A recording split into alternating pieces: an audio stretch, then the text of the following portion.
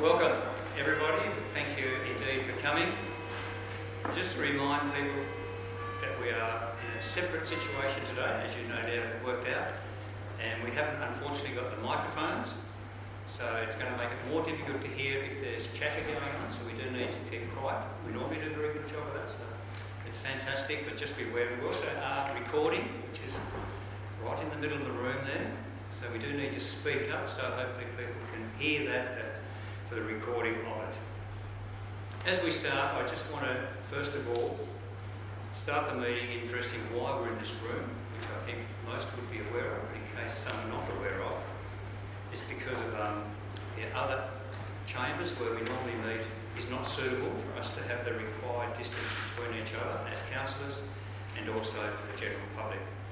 We're taking very seriously what is happening in our community, the coronavirus, and we're also listening very much to what the Director of Health, the state and the federal governments are saying, and we are agreeing to work with them and to do what we can as a community.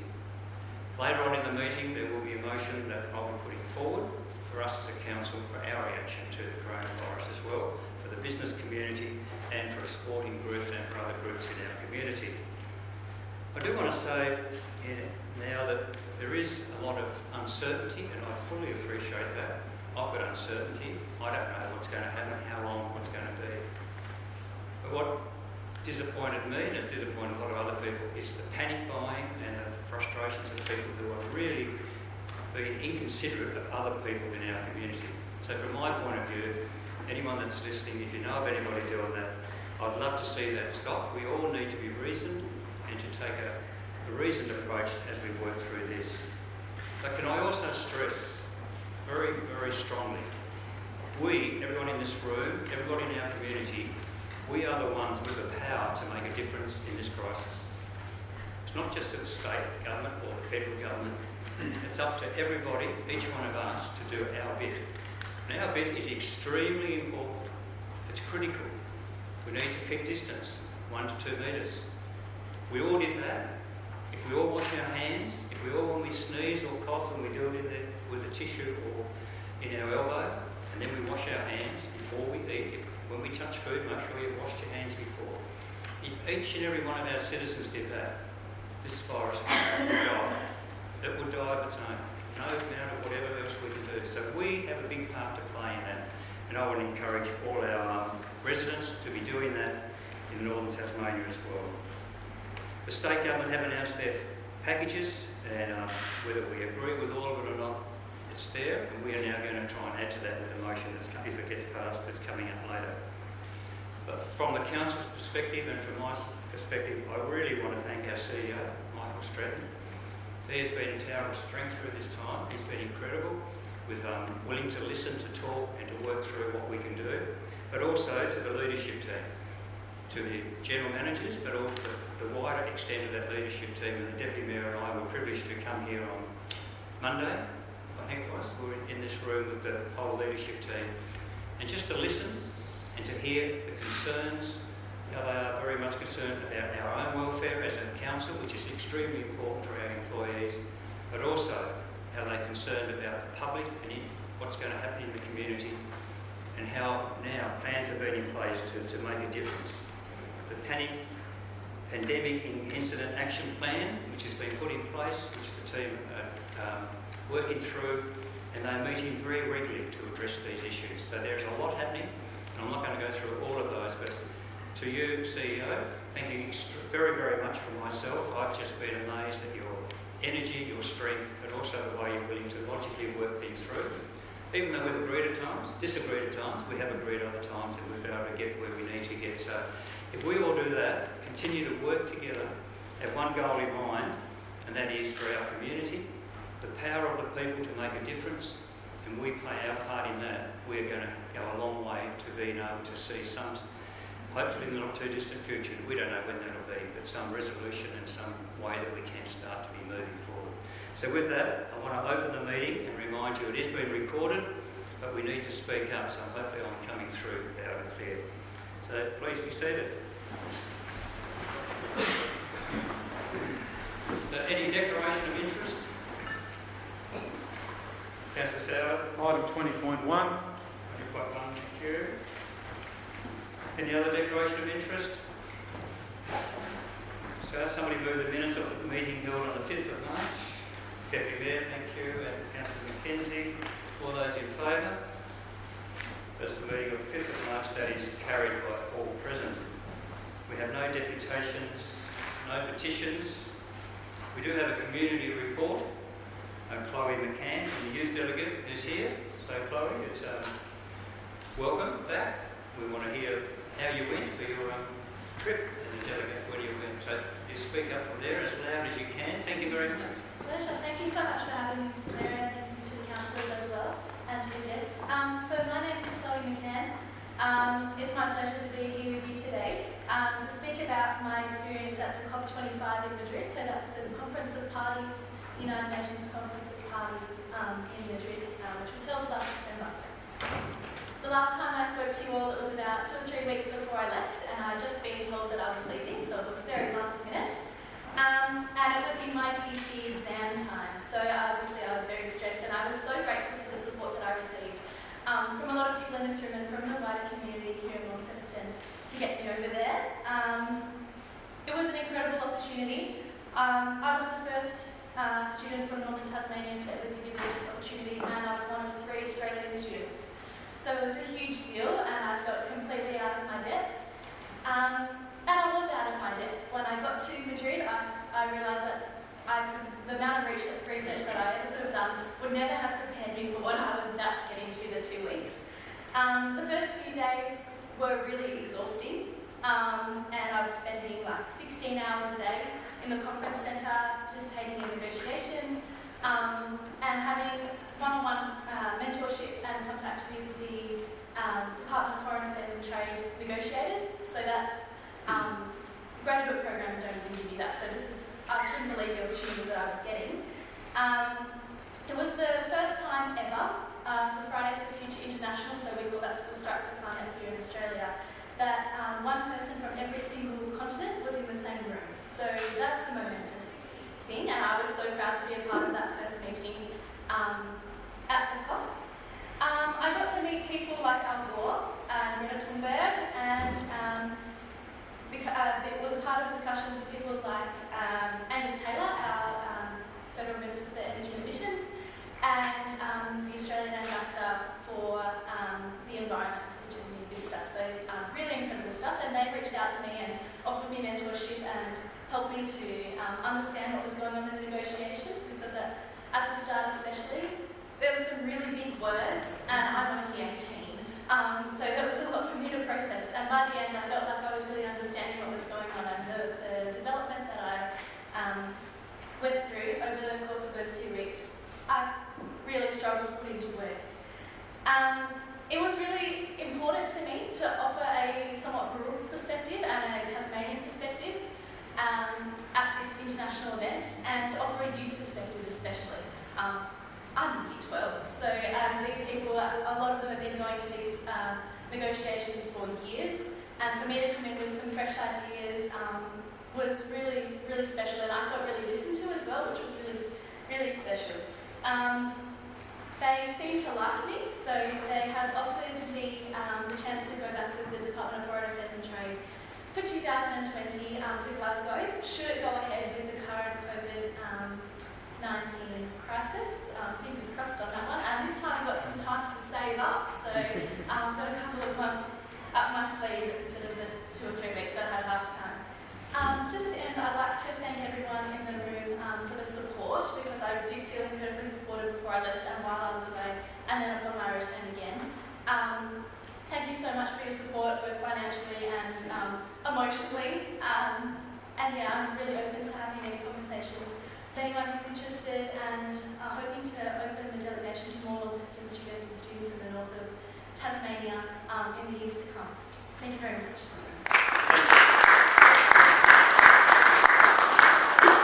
Thank you very much, Chloe. It was a real pleasure to be able to support you and to encourage you. So we thank you for the report, but also for setting the example and being willing to continue to set that example and encourage others as well. So wishing you well in the days ahead as well. Thank you. We're now going to public question time.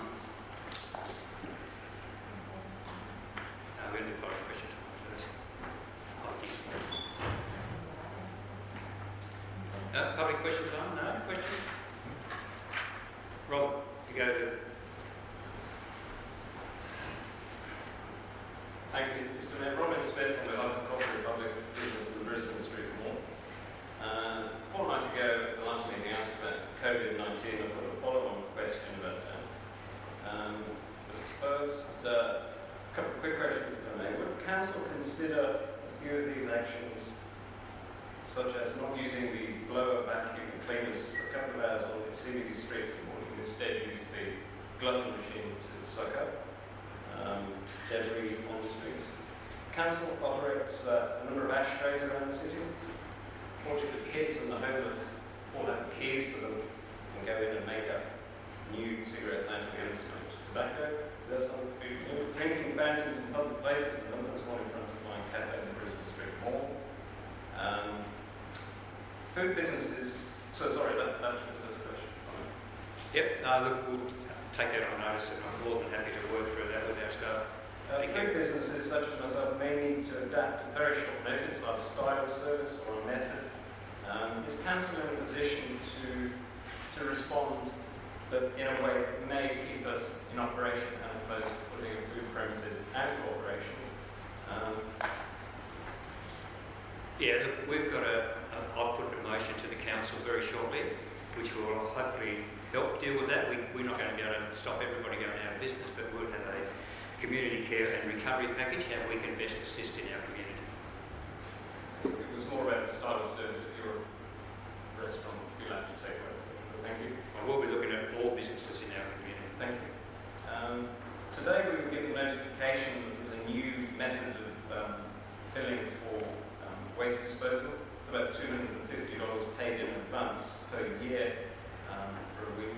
That's a cost that wasn't factored in. Something like that and on-street dining licence fees are going to coincide with that same bill for the engineers. Is that something Council could possibly look at? I've noticed myself, my business week, our sales have taken a hit. Is that the sort of thing that Council could possibly make a monthly invoice for? That's part of the motion that's coming up. It will be coming up shortly for the General CEO to continue to look at all measures that we can take to assist business. Thank you. And finally, disinfecting the streets. I understand Council has a water tanker suitable for hosing down the streets, but I understood possibly was about to sell it. Does it have other tankers that are capable of disinfecting the streets? And also, are we allowed to disinfect streets in front of our premises? I understand COVID virus can be walked and is quite successfully atomised. We'll take it on notice. We'll take that on notice as well. Thank you. Thank you. So, Brian, did you want me to read them out, your questions? First of all, Mr. Mayor,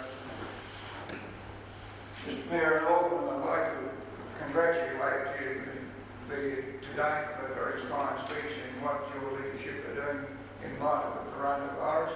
But what I'll get you to read that out because these two industries are vital for the city. Yep, 3 questions. Will Council adhere to its recommendation of 24th of September 2018 to convince government to keep railway line from Turners Marsh to Waiena? Our motion was to discuss it with the government and to also talk to Dawson. We've done that, but they've then taken their decision, so it's really out of our hands, that bit of it now. With reference to my letter in the Mercury of the 18th of March 2020, in light of the stimulus package and the advances for Bridgestone Estate, who has visitations of 85,000 per year, my question is, will Council support the Vice-Chancellor of UTAS and Robert Raven, owner of Bridgestone, in support of the motion? I'm not sure what motion you're referring to there, but the motion that we've supported, if you're referring to our motion, we've agreed now to, after negotiation and discussing with Dawson and with the state government, to basically, after we've done that, to accept the decision of what's happened now in State Parliament. Will Council remit charges if I provide 3 directors' chairs with side tables for a relaxed coffee shop at Newstead for outside use and separation due to the COVID-19? Well, the answer to that would be if you submit a proposal, then we can obviously look at that and go through that with our staff. Thank you. So, public questions. resolutions I noticed are there from the previous meeting. I think now we can go to, first of all we need a motion that Council by absolute majority agrees that pursuant to Regulation 8.6 of the Local Government Meeting Procedure Regulations to deal with this matter being one that was not included on the published agenda, and notes the advice from the Chief Executive Officer in respect of the reasons it was not possible to include this matter on the agenda, that the matter is urgent, that advice having been provided to councillors by email on 18th of March and report attached to this matter. So moved, Deputy Mayor, seconded Councillor Finlay and everybody else. All those in favour? That's carried, thank you. Now we need a motion to bring forward that item, and also if we could, if I could ask, we could bring forward 20.1 straight after that as well. That's moved, Deputy Mayor, seconded Councillor Soward to bring it forward. All those in favour, please raise your hand. And that is all councillors present. That is carried. Now I'll hand the chair over to the Deputy Mayor. Thank you, Mayor. With regard to the notice of motion, I'm looking for someone to second that motion. Thank you, Councillor Soward. Mr. Mayor, do you wish to speak to the motion? I will. I mean, I'm aware that there's quite a few in the gallery in the public that haven't got the motion, and that's going to make it a little bit more difficult. So it will be up on the screen. But this is really about, my opening statement was very clearly about what is happening in our community at the moment. Not only is it up for individuals to do their bit, which I have stressed before, but I believe it's also up to council. I will do. I was just going to stress what I'm getting at. So, that's all right. So what has happened is that I've received business people, all walks of life, whether you're talking about a hotel, talking about a coffee shop, cafe, from the hotel industry, from the accommodation industry. A lot of people are really doing it tough at the moment, and there's no doubt about that. And that even goes through to the smaller businesses, to the cafe, to the hairdressers in our city, etc. So I can go on, but I won't do that. So what I've decided is to bring a motion to council by simple majority that we request the Chief Executive Officer to work with council staff, general managers from Northern Tasmanian councils, that's the other councils in our region, and the CEO of Northern Tasmanian Development Corporation to prepare a community care and recovery package which would include the consideration of the following elements: provision of rate relief for businesses impacted by closure as a result of the pandemic, development of a rates hardship policy, provision of fees and charges relief for businesses, community groups, sporting clubs and the like to assist in managing their response to and recovery to the pandemic, early payment of creditors by councils and negotiable terms of payment for debtors, the development of a framework and provision of a one-off special grant round to support business innovation, which would include a focus on development of digital capability, that is the online services, as well as to facilitate opportunities for developing circular economy initiatives.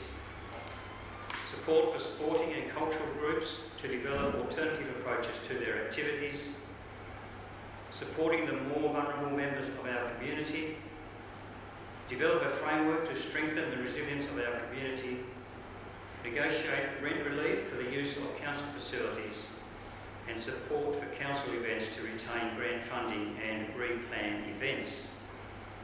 And the Chief Executive provides a report to the following council meeting with obviously all the work that he's doing. And that is a big ask. So I think, again, I do want to thank our CEO. He's been working together on this, and he's been very willing, and so have all the staff.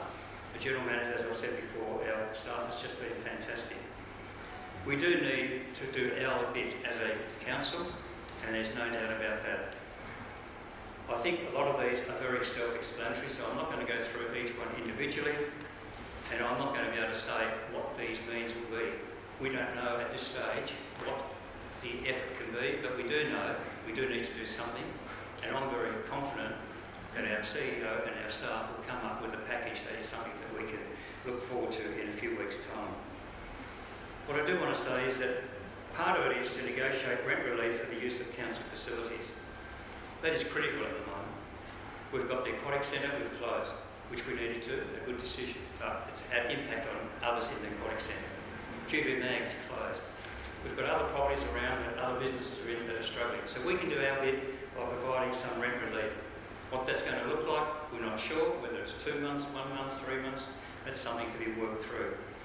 What I want to do is make a statement here as well. I want to encourage other businesses in the city, other landowners in the city, building owners, property owners, who have significant land holdings in our city, who have got, I believe, have got the capacity, because some of them are quite well off, to reduce rents on their buildings as well. So I want to encourage them to do that, to support the businesses in our city as well. I also want to say that as a community, this is only going to work, as I said in the beginning, if we all work together. We all got to do our bit, and this is for council to do its bit. On top of that, I think from this will come other steps which we will need to be doing in the near future, and that is how we mobilise our community to help each other. And I think there are means that we can do that, and one of those would be Launceston Together, which is a great means that we have at the moment. Quite a network of people. Not sure if you're aware, but they've obviously been after projects through the Launceston Together in the last month, which has just closed. There are some 51 new ideas for events, etc. in there. So we need to continue to work with that, to stimulate that, to make sure some of those events do happen. While I'm very for social, setting the distances away, which we're doing today, I'm very conscious what that's going to do to some people in our community. Very conscious. It's going to have a significant impact on people. So that's why here is supporting the more vulnerable members of our community. Extremely important. I'm not sure what that's going to look like, and we will need to work with, as we'll continue to do, to work with agencies, to work with charities, to work with all the groups. We're not going to do this on our own. We want to work together and be a council that's working together.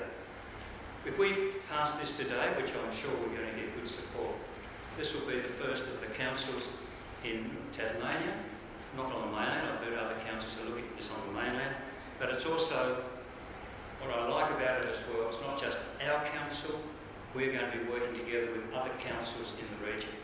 We talk in, obviously, West Tamar, which is close by, Northern Midlands, etc. So we can all work together. It's a package for Northern Tasmania. And that is why it's absolutely fantastic that the CEO of Northern Tasmanian Development is also willing to be involved. He's very happy to support and to work how he can as well. This is something that if we all get together and do it, we can make a difference. We are not going to make a magical difference. I still believe there's going to be up to individuals to do that, and I have been absolutely encouraged. While very disappointed by some people, which we always get in our society with the way they hoard, fight over things like toilet paper, which I've never understood, I still don't understand. But I've seen other people go that extra mile to help somebody up the road, to know that there's somebody in their neighbourhood that is on their own, and they are going their little bit to do that. And I want to encourage that very strongly in our community, and that's why I think we need to help work later on, after we get this package through, is what we can continue to do to mobilise people in our community. There is going to be a lot more hardship, unfortunately, for the not too distant future. There is going to be a lot of people who are going to be socially isolated. Football is something that really brings our community together, whether that's your local NTFA, your state league, or the Hawthorn Football Club. Very important for our community. It's something that people are going to be missing, so we need to be looking out for one another, looking out for people who may be stuck in their home for 2 to 3 weeks. You know, I had people call me and say, I've now, because I'm over 60, but they are over 60 as well, they need to be in their homes just in case, because they are the most vulnerable. While for most of us, most people in this room, perhaps it's not going to have a big impact, but for other people, it is going to have a major impact. But financially, this is what we can do as a council, so I want to put this motion and encourage people to support the motion. Thank you. Thank you, Mayor. Councillor Sowers, the seconder. Thanks, Mr Chairman, Deputy. Mr Mayor, first of all I want to acknowledge and thank you and the CEO for the work that went into this and how important it is to bring this to this meeting today. As we all say, I'm not going to repeat what you said, but I endorse and echo and support 100% everything that you did say and the reasons for coming here today. For me, Mr Mayor, one of the important things in the times that we face, it's about, I guess, to use an old colloquialism, putting your money where your mouth is.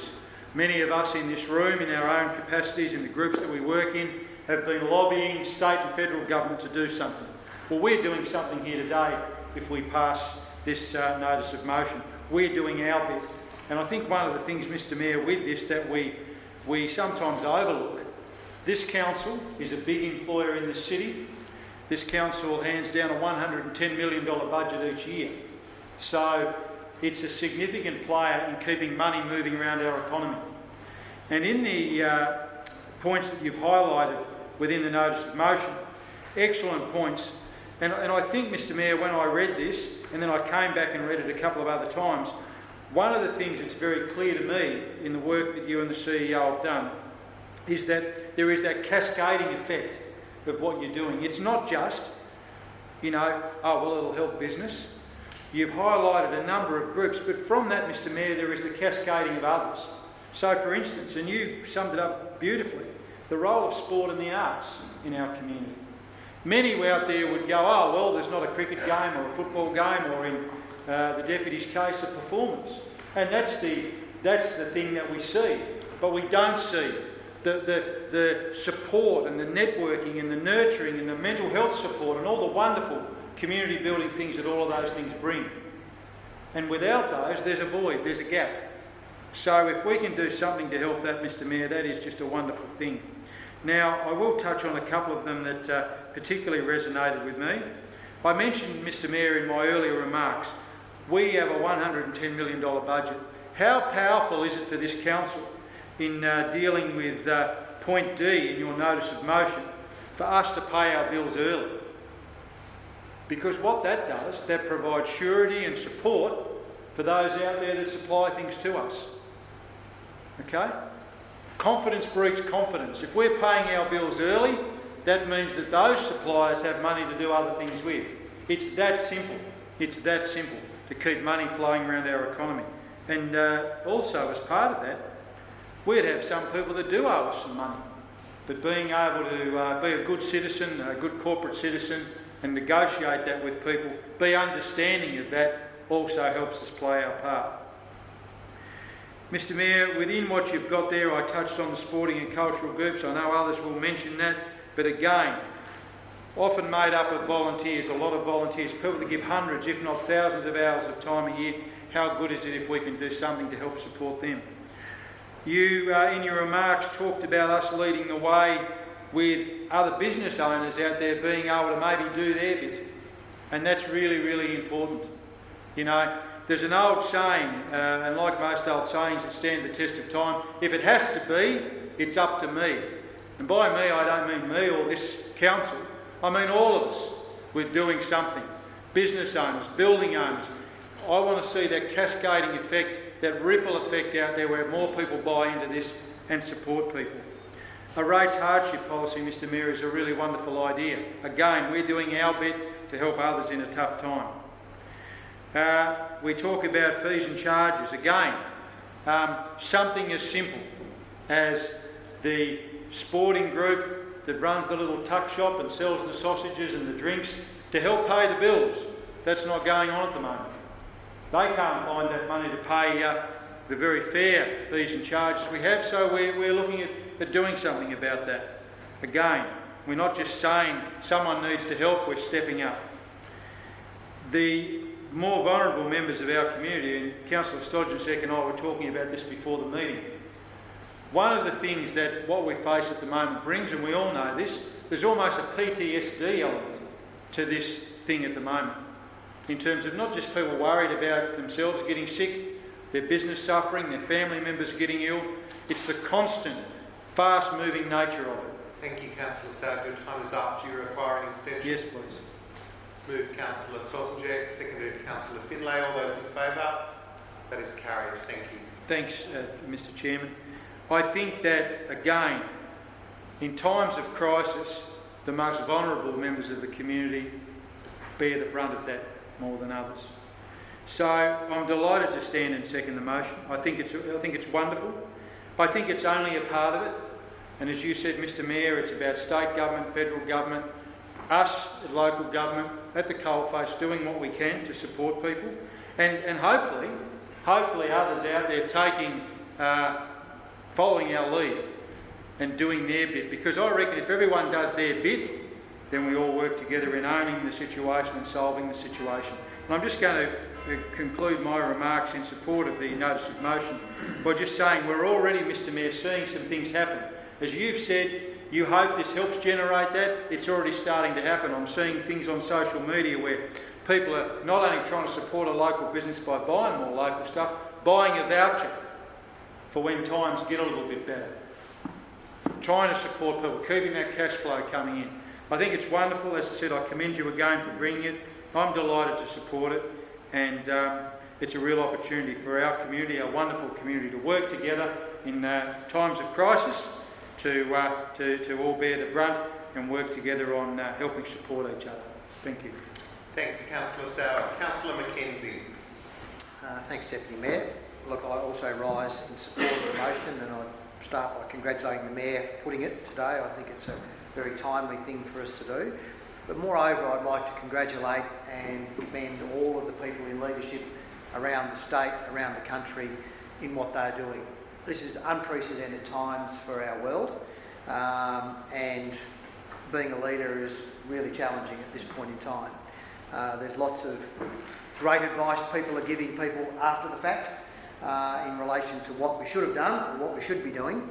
The reality is they have to make the decisions there and then, and they have to think about the consequences of the decisions that are being made before they implement them. So I think that those of you, or those of us, who are very quick to condemn, very quick to make judgment about what we should or shouldn't be doing, need to understand you're not making the decisions often. It's very easy for you to make out and make trite comments about what we should be doing. I'm very aware of how hard and dedicated the CEO is and his team in relation to what's going on in and around the city, trying to balance the budget, trying to look after the city as an entity, but also look at the greater social responsibility in relation to what we need to do for our city. The Mayor's comments and his list of ideas have been put to the General Manager, to the CEO, and I'm really pleased that it's been put in a way where it gives him and his team an opportunity to go away and think through the outcomes of what those decisions might make for us as a council today, tomorrow and into the future, and hopefully what will give us the best bang for our buck in relation to looking after our city. So I think the motion is extremely well framed in that regard. I note Mr Gross in the room and the comments made today about buying local. I sent a post out during the weekend about that, so I can only endorse that it's not just the Launceston City Council that needs to get out there and do its bit. We all have to do our bit, and I know that we're all reeling from either lost investments, potential of employment losses, all sorts of things. So we've all got our own little bit of hurt. We've got our families that we need to consider in relation to all the things that we're saying and doing at the moment. So it is very easy to just come in and circle the wagons and actually do nothing because it's easier to do nothing because I'm too frightened to do something. The reality of it is we need to rise above that, and those of us that do have the ability to actually spend some money need to go out there and spend some money, even if you don't need it. I was walking through a takeaway store just before lunch. I didn't need this bottle of water, but I went in and I said, I don't need to buy this, but I'm going to. Just a little effort like that puts something in the person who's running that shop. So it's only a little thing, but very poignant if we all go out and do a little thing and buy something for somebody, even if we don't need it. I think is a very important point, a very, very important thing for us to all do, because we are all in this together and we all have a part to play. So I would fully endorse the motion that's been put forward by the Mayor, and I hope the other councillors around the table will see fit to do so. Thank you, Councillor Mackenzie. Councillor Dawkins. Thank you, Deputy Mayor. I'll start by touching on something that Councillor Sauer mentioned about vulnerable members of our community, obviously a line in this motion. Well, in our last Access Committee meeting, we became aware that there is no register for vulnerable people who are disabled in Tasmania. There's no one place that anyone can say, we know these people are being taken care of. It's going to take the whole community working together to understand who's right by them, who lives near them and who might need some help, because I can tell you right now, there's nobody else that knows. And as people become sick, which we hope doesn't happen, they're going to be the most voiceless members of our community, and that's something that causes me a lot of concern. So I'm very, very glad to see that there, and I hope it's something that we can work in a leadership position toward to understand exactly who does need our help.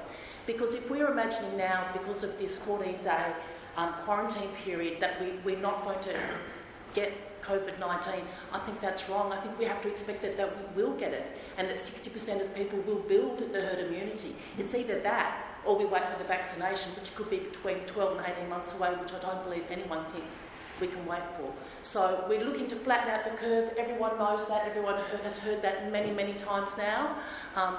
We have a sicker, older population. We have to make sure we understand when people are sick, that they are being taken care of. So I'm really, really pleased to see this motion today. I have been working behind the scenes, as many have, to see something like this happen today and see us give real consideration to pulling the budget, because of course the measures that budget were planned around, they no longer exist.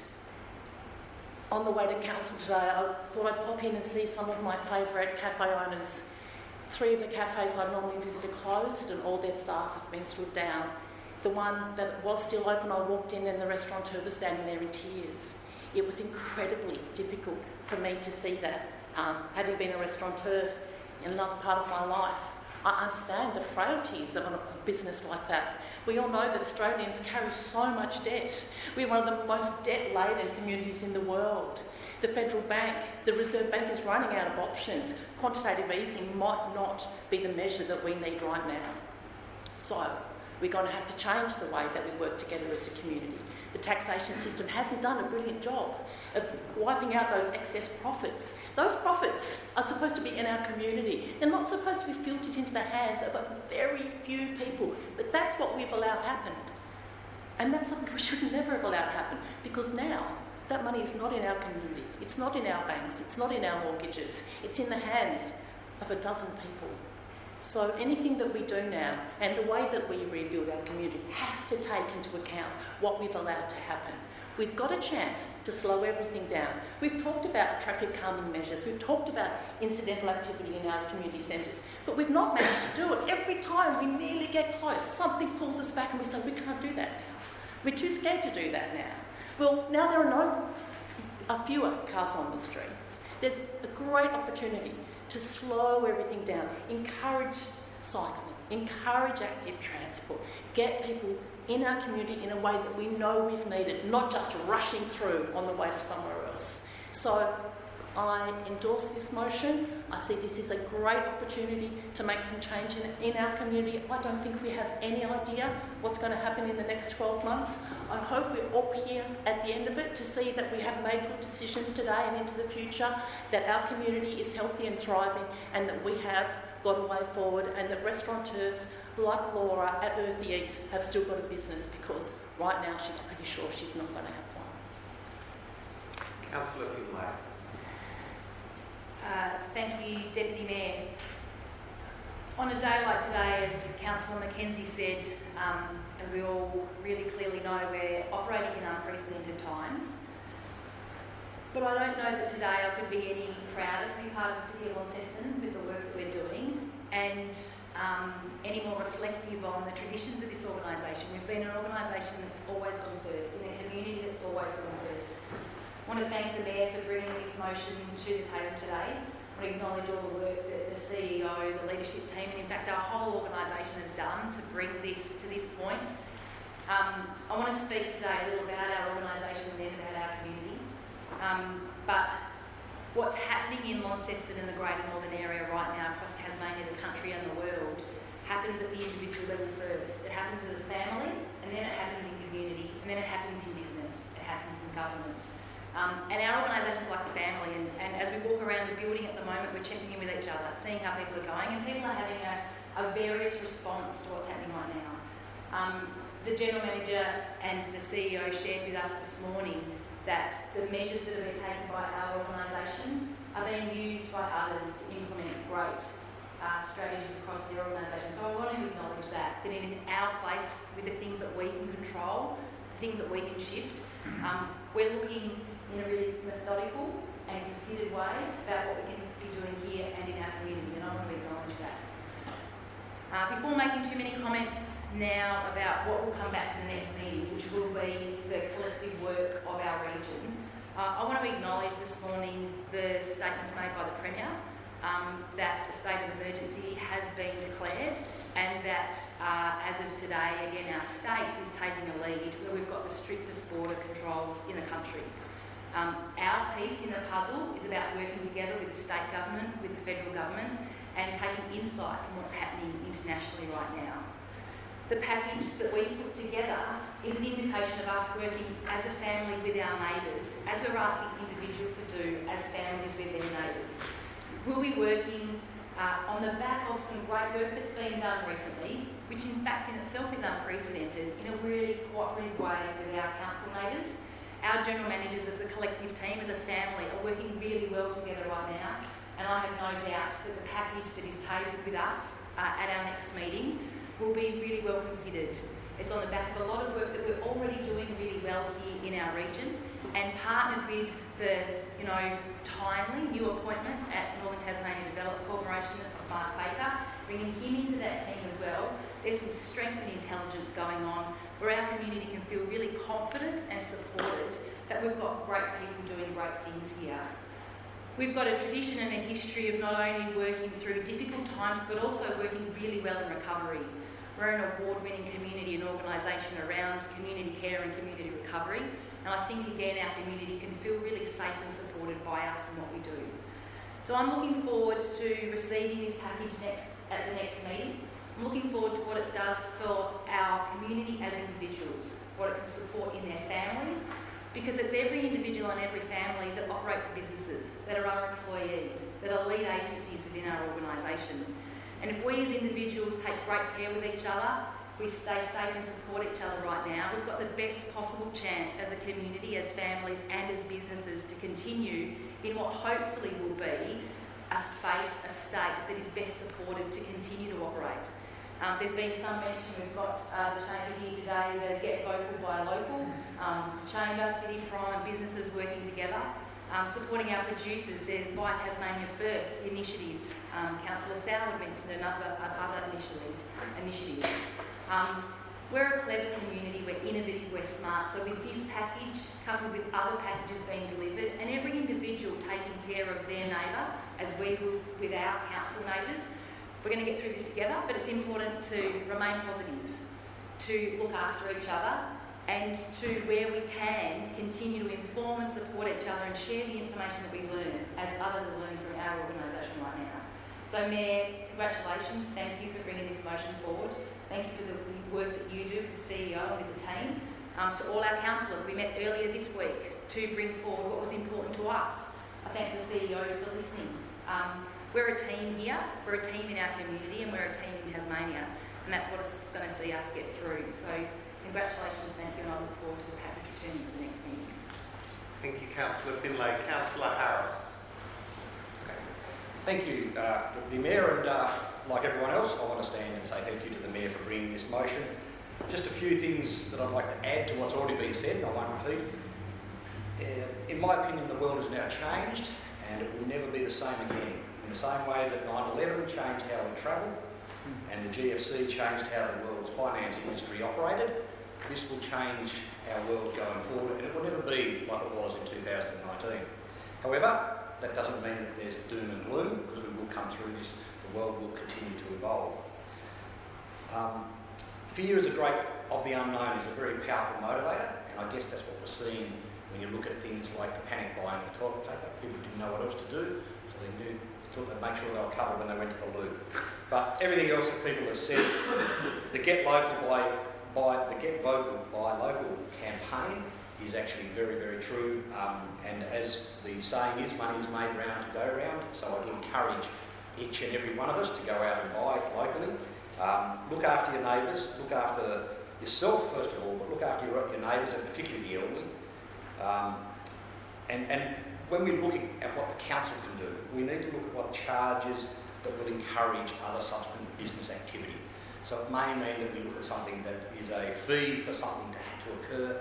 Would that fee being removed make a difference? And if so, then that's something we should look at positively, because we do need to encourage business activity. Generally, I'd say that most businesses, and Mr. Smith's probably agreed, are down 50% on what they were just a couple of months ago. And that is something that is, impossible to continue, and hence we've seen business closures and things like that Councillor Dawkins talked about. The other one that I want to mention is the service clubs and sporting clubs. I do encourage them all to find ways to still meet and serve the community. It It might be a different meeting style, as we are here today, somewhat separated. But I think it's very, very important that the Rotary clubs and the Lions clubs and the Apex clubs still get together, still share that fellowship, that it gives them the opportunity to share the problems, but also to still find ways to serve the community. And I think we'll find the service clubs will probably step into that gap to help the elderly to perhaps, if they can't go out and shop, that the service clubs may well do it. That's already happening down the North West Coast with the Somerset Rotary Club. So with that, I'd just like to say I will be voting for this motion. Thank you. Thank you, Councillor Harris. Councillor Walker. Thank you, Chair. And I rise to support the motion. Surprise, surprise, as everyone else around the table, this is a time for action, and time indeed is our enemy. Hesitation is our enemy, and action and innovation are our friend. The least we can, this is the very least we can do at the moment as a council to look at these measures as quickly as possible to bring forward any relief that is possible by the council. But I note that many of these measures go towards alleviating the cash flow that people inevitably will suffer, and that is a great thing, but especially I note Measure G, which is indeed to support the more vulnerable members of our community. Right now we have two things going on. We have an economic meltdown, as we all know, but we have a virus that's spreading through our community, and the impacts of which we haven't begun to see yet. I commend the state government for the actions that they're taking that will will hopefully address directly that rate of transmission. But at the same time, as a council, I do believe that we have a very strong role to play in the care of the members of our community, and in this case, the vulnerable members. The elderly, we have an aged population in Tasmania. The people who are income poor, people who have no income at the moment, these are people that we have to also turn our eyes towards, and that is something that I certainly commend to the room. Right now, today, we may be seeing quantitative easing on a federal level in our country, and while that's possibly something that may help to create that liquidity of lending and investment in our community, it won't cut it in terms of direct economic stimulus. I would encourage every level of government to, wherever possible, to release cash directly to the population, just as the council is doing by taking these economic measures. Although we're not actually in the position to give money to people, we're certainly in the position to alleviate people's difficulties in that way. In fact, quantitative easing is probably something that's helped get us into this position that we find ourselves in now, economically speaking. Of course, the contagion is a separate matter. So I do commend the motion. I've spoken to other councillors earlier in the week about measures that we could take to mitigate the spread of COVID-19 as a council, and I hope that that's something that we continue to investigate. Many of these things are now being done, and I do note the state government's moves today to limit travel, both domestic and international, into Tasmania as something very positive in that regard. The state government offering interest-free loans to local councils, another thing that will create that economic stimulus that we desperately need at the moment. And Tasmania, being a state of tourism and agriculture, now's the time to go and take a holiday in your own state if you can. It's a perfect opportunity. And of course, to buy Tasmanian, we have all the food we could ever want in Tasmania, and it's fantastic to see businesses already innovating, whether it's farm gate businesses, restaurants, cafes and other shops, and to see that new economy forming so quickly. Tasmania, we will work together. I'm confident that we will. We're seeing it already, and it's a fantastic feeling to know that we're in a state where people do come together like that. We have that type of community. Perhaps it's living on an island, but we know that we have that capability.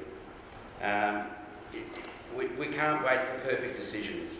This is something that is the enemy, is our enemy at the moment if we wait too long to make decisions. And so, again, I commend the council for moving early on this, and also the state government for acting decisively. As I said, most of these measures go towards the economic difficulties that we face, and that will be a great relief, hopefully, to the people in Launceston. But I'd like to see further action from all levels of government.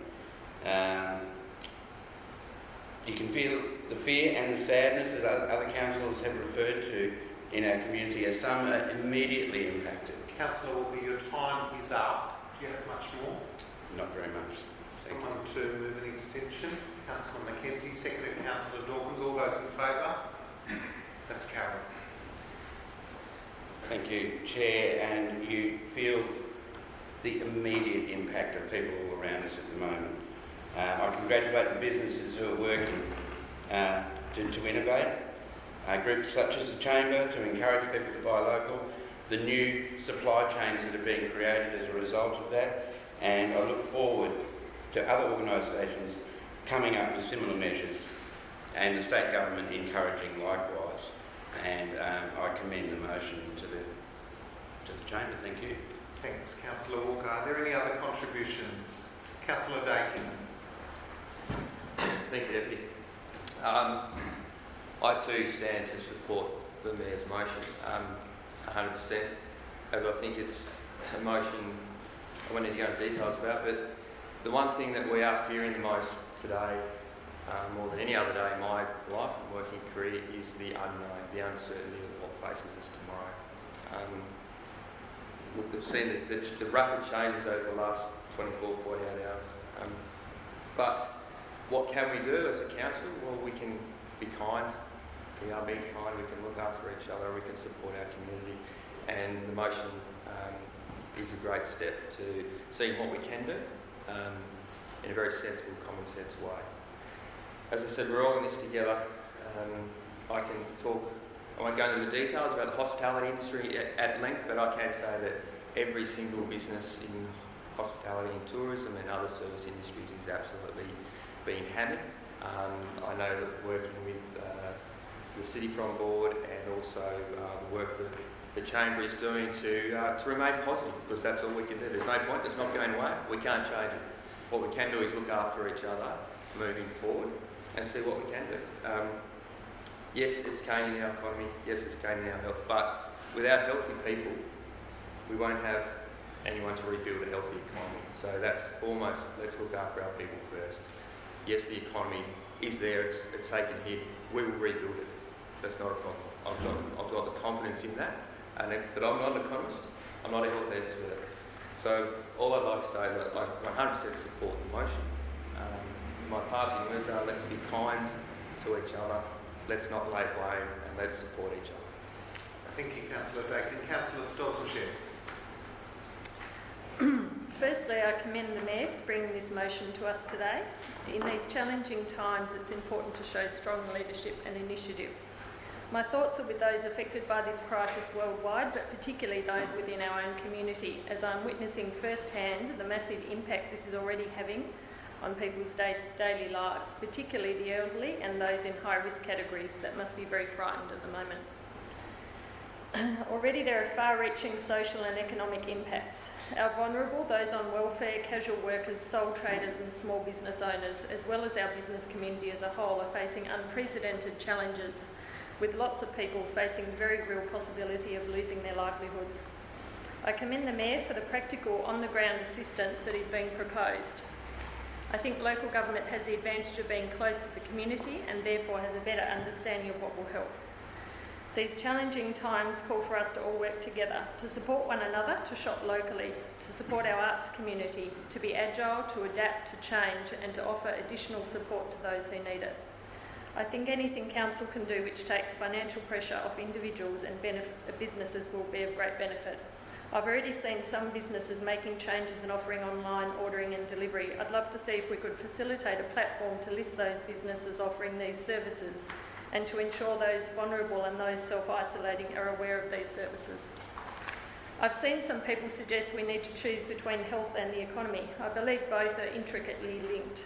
As we know, poor mental health can have a massive impact on our lives and our communities. So in conclusion, I fully support the initiatives as outlined today, and I hope and trust that we will adjust and add to those initiatives as and when the situation evolves. So look after each other, shop local, be kind, stay healthy and safe, and let's get through this together. Thank you, Councillor Stossington. Councillor Van Zetten, do you wish to close? I will briefly first of all, to thank you all for the comments and the support. I can do the numbers, it's looking fantastic, which is very important for our community. It's important not just for me, but it's important for the many people that you've all spoken about and you all understand, so I won't go over that. This is the biggest event in my life. I used to say to my children and to my wife even, I said, we've been very fortunate in our lifetime to get through life without war, World War I, World War II. Yes, we've had some minor little hiccups, global financial crisis, but I call that very minor compared to what is happening now in the world around about us. So this is going to be for all of us to be pulling together and working together. And it's very encouraging to hear those comments and to understand that charities are losing our value as well, small social groups, so that's why I'm glad they're in there as well, because the Bunnings barbecue, as we know, has been canned as well. A lot of money was raised through those to help a lot of people as well.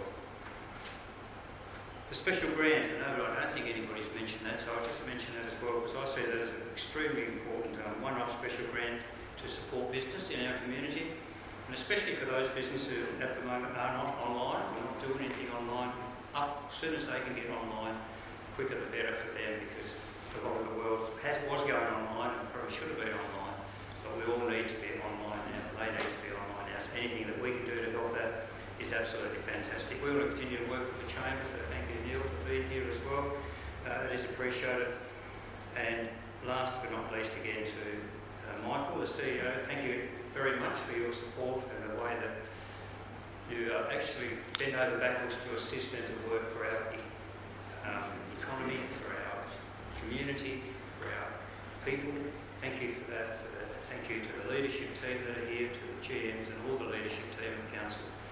Fantastic. I said before, I was really encouraged to see people working in that same direction. The changes that have been made, which had only been made December, which is 3 months ago, seemed like a long time ago, but it's only 3 months, but it's starting to come through. And I think because of those changes that you have made, CEO, we've been able to adapt and to do what we are doing today as a council, and will continue to do into the future. So thank you, congratulations to yourself, and thank you for the support. Thank you, Mayor. We'll take the vote. All those in favour? That was unanimously carried. Thank you, Mayor. Back to you. Thank you. We move on to 20.1. So we move in 20.1. Royal National Agricultural Pastoral Society, lease for surrender. We do have some speakers on that. Just a reminder, there's a time limit for speaking of 2 minutes. You'll hear a bell. If you can't hear it, I'll let you know when it is, because I can hear it quite behind you. And encourage you to speak through the chair. Thank you. So, Phil Leeson.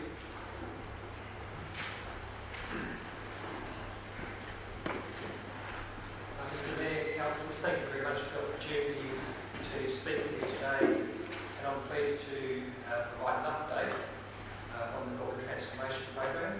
The capital development that supports that is well and truly underway. We're in piling works in a building that will become not only a central place for our students and staff, but also for the community to meet. The pedestrian bridge work has begun. It will connect both sides of the river to our campus, and also become an important asset for the community, connecting Ingress Precinct to the city. And we look forward to lodging further development applications this year for our academic buildings and the urban realm. All of this enables the educational outcomes that we aspire for with the program that will serve our community in the years to come. But today, we're considering a very important building block, which is the precinct plan. This parking plan not only responds to the community demand for parking across the precinct, but also for the incremental plan that comes with the university development.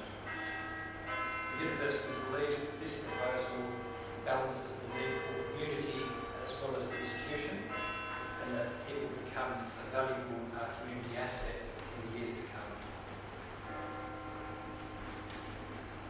Most importantly, your support today signals the ongoing support from the Council for our Northern Transformation Program, and so we look forward to continuing that journey with the Council.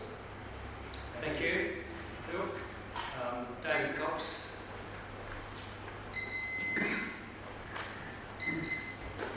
Thank you, Mayor and Councillors, for the opportunity to talk in support, particularly of the parking strategy for the Utilities Transformation Project. I talk to you not only as a tenant of the Hawthorn Football Club and a tenant of the Ingress Precinct, but as a co-tenant that shares a space with the university and the community. We are, as a club, only as good as the facilities that we inhabit. And I commend to the Council the plan that not only will provide for additional flow of spectators that can access the precinct for games and other major events. We are one of many major events, but also helps position the precincts quite uniquely. If you look at other stadia around the country, the challenges they have in terms of entry and egress of spectators, we are uniquely positioned with the provision of this new parking strategy to create an environment of ease that will encourage more spectators to attend the events and to enable and encourage greater flow of traffic into the community and out of the community, which will have, as we know, economic benefits and economic inflows. We are a partner of the not only the state of Tasmania but the city of Launceston, and so we are really focused on ensuring that whatever is presented to us is considered in a measured way. And as I said, we do commend this strategy to the Council for consideration. Thank you. Thank you. Brian Bennett.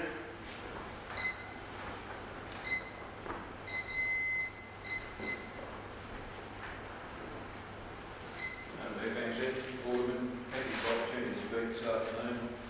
I'd like to start by confirming that the Society's Board of Management, show the Council and National Market Committee all unanimously endorse the surrender of our lease of land held at the north end of the Ingress Precinct.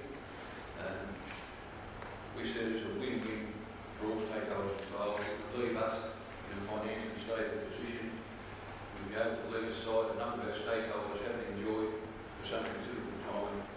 It resolves a critical issue for UTAS and their management planning, and at the end of the day, it leaves us here Launceston with a major asset at the north end of the Ingress Precinct, which will be a community asset.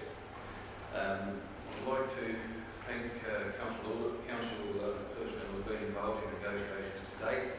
I'd particularly like to thank Phil Wilson and the UTAS team for the transparency and honesty and professionalism in negotiating our way through this process since we first started in August.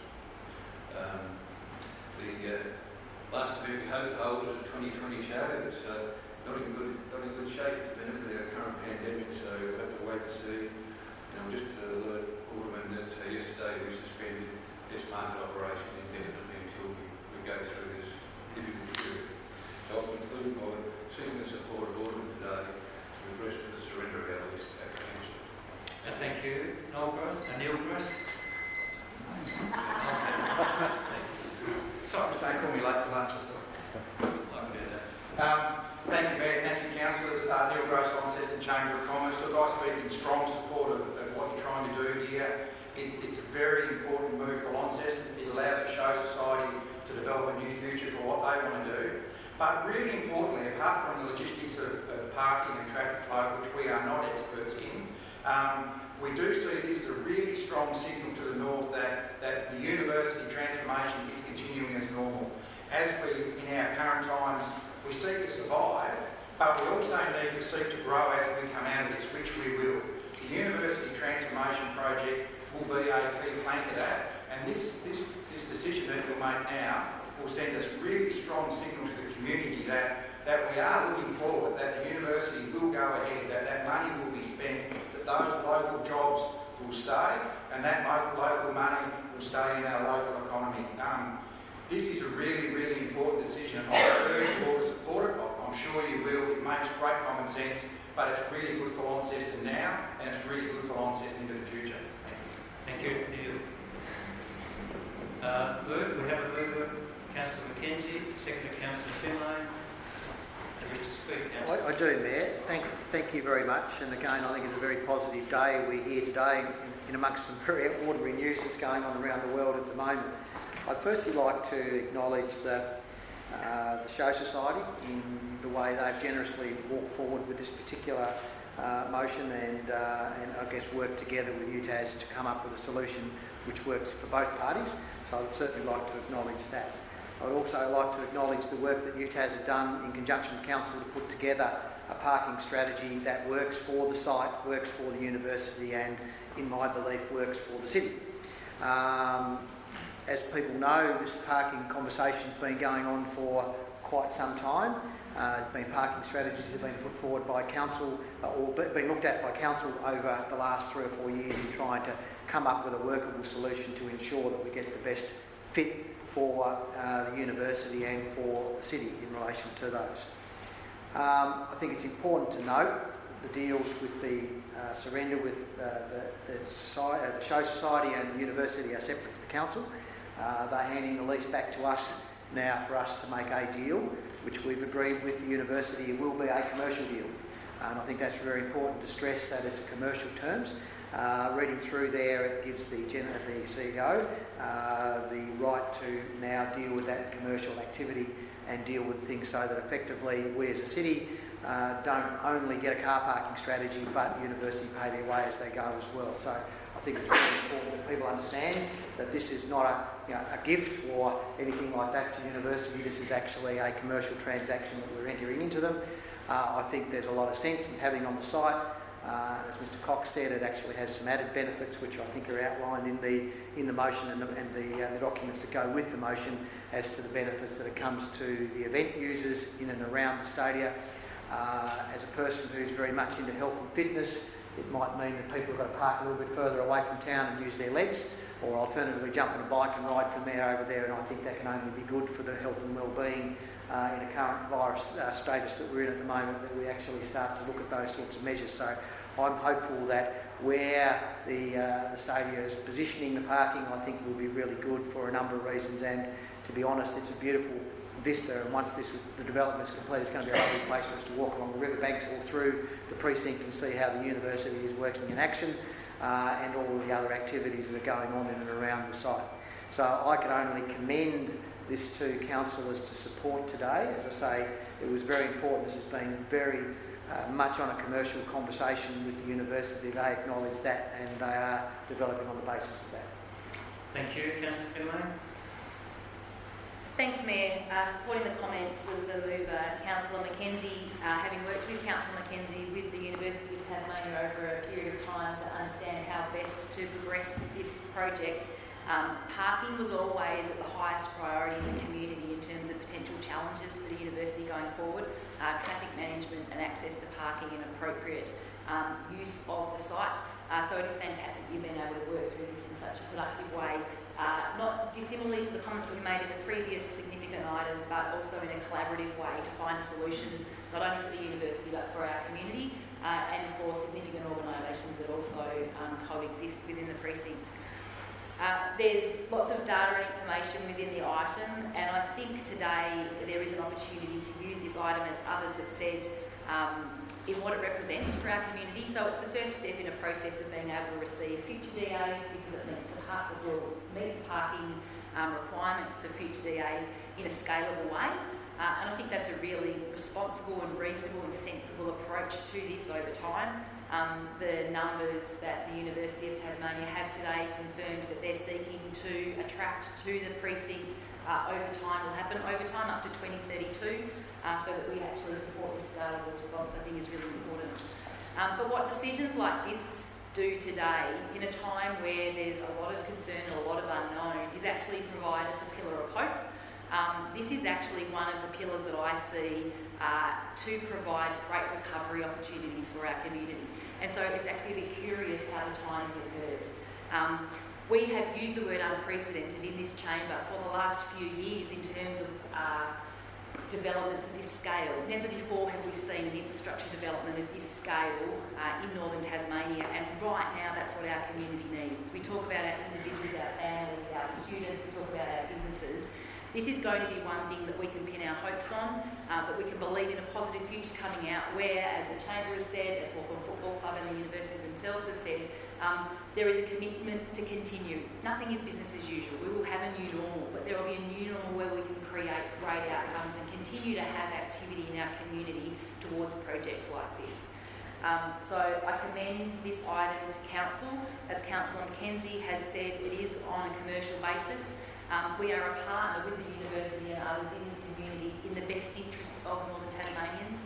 I believe the timing is perfect for us to support this, to see future DAs arrive at the table in the chamber, and for us to be able to use this to move forward collectively within the community. As, if I can say, I think there are a number of projects across Tasmania at the moment that will provide this opportunity, significant with UTAS, significant with the NBL. These pillars of hope in the Tasmanian community right now are really important, so I commend the recommendation of the Council. Thank you. Any other speakers? Councillor Spencer? Thanks, Mayor. I've just got one concern, probably with a few questions about the responsibility of maintenance. There will be quite a bit of maintenance on this car park. For example, paying for the power, doing the repairs to the lighting, landscaping, boom gate maintenance, curb and guttering, asphalt repairs, insurance, collecting monies from the parking meters, repairs, stormwater, line marking, rubbish removal and the vandalism. In the documentation here, I would just like to know what the council will be responsible for. Most commercial tenants pay all maintenance and expenses. I've got properties myself, commercial, I don't pay nothing. It's all paid by the tenants. It's a great outcome for the show society. I'm very happy for them. This will make the show continue. I've been going to shows the last 2 or 3 years trying to help it, and I'm greatly happy that they can keep going. I don't know which way I'll vote. It just depends on the maintenance issues. But I don't think it's fair on the ratepayers to be paying all the maintenance on all those things I mentioned. Thank you. Thank you. CEO, would you answer the question? Thanks, Mr Mayor. Certainly the list of things that you spoke about there, Councillor, were a combination of maintenance and operational costs, so obviously we need to sit down and work through exactly the delineation of what you're talking about there. But effectively what we're talking about is the university have agreed to front all costs to construct both car parks, both the public car park and both the car park that we use for university students. So that is an estimated cost of between 4 and 4.5 million. So the proposal is that we would work with them to work out a fair maintenance agreement, obviously cognizant of the fact that they're paying for the infrastructure up front. It's not saying that all maintenance will be sitting with the council for the term of the lease. It's about a period that we need to work through to the satisfaction of both ourselves and UTAS. But again, there is a distinction between maintenance, which is the cost of renewal, the cost of line markings, the cost of repairing potholes versus the cost of operations, which is the regulation, which is those type of things which we'll need to distinguish through our negotiations.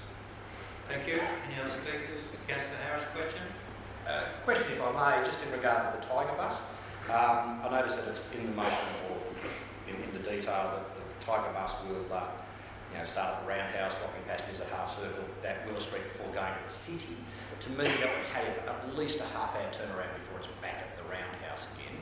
And so I'm just wondering, I think we only operate one bus at the moment, whether there is an intention to increase that fleet to perhaps have a more regular service for the university, or is it to be just done on the one? CEO? Thanks, Mr Mayor. I might have to say that really probably is a matter for another day. It's spoken about in terms of there being certainly what the intent is, that there's park and ride solutions, that people are able to park to work within the city and obviously use the Tiger Bus to gain access. Clearly the specifics around the Tiger Bus is something we would need to consider as a council in its own discrete manner, and certainly we can do that moving forward. But really, it's not something that we could consider nor make a determination today, and we haven't done that work yet to be able to give you an answer to that. Thank you. Deputy Mayor. Thank you, Mayor. Look, I don't want to repeat anything that's been said or anything that's in the report. For me, the silver lining to this particular item is the word lease rather than gift. I think that is what will be palatable by our community, notwithstanding that this is part of an overarching parking solution, not only for the precinct but indeed for the city. And the important thing for me is item D, that the council will receive all revenue with regard to the operation of the car park. Not only revenue pertaining to events and special occasions, but revenue for standard parking arrangements. Obviously the provision of some free student parking, but also the option as currently exists at the Newnham campus and indeed at the university campus here at Inveresk at the moment to gain some revenue. So I thank the Show Society for the way that they've entered into this arrangement with the university, and thanks to the council staff for the way that they have been working diligently in recent months on the overarching parking strategy for our city. Thank you, Deputy. Any other speakers? Yeah, the Chair, just for 1 minute. I just want to say, because it's very important, well, that Deputy mentioned some, so I won't go over that. But not often do we have something at council where we have 4 people for and nobody against. That's a win. Not only we have a win for UTAS, we have a win for the stadium and the users, we have a win for the Show Society, we also have a win for council with the revenue we're going to get and a new car park. We also have a win for our community.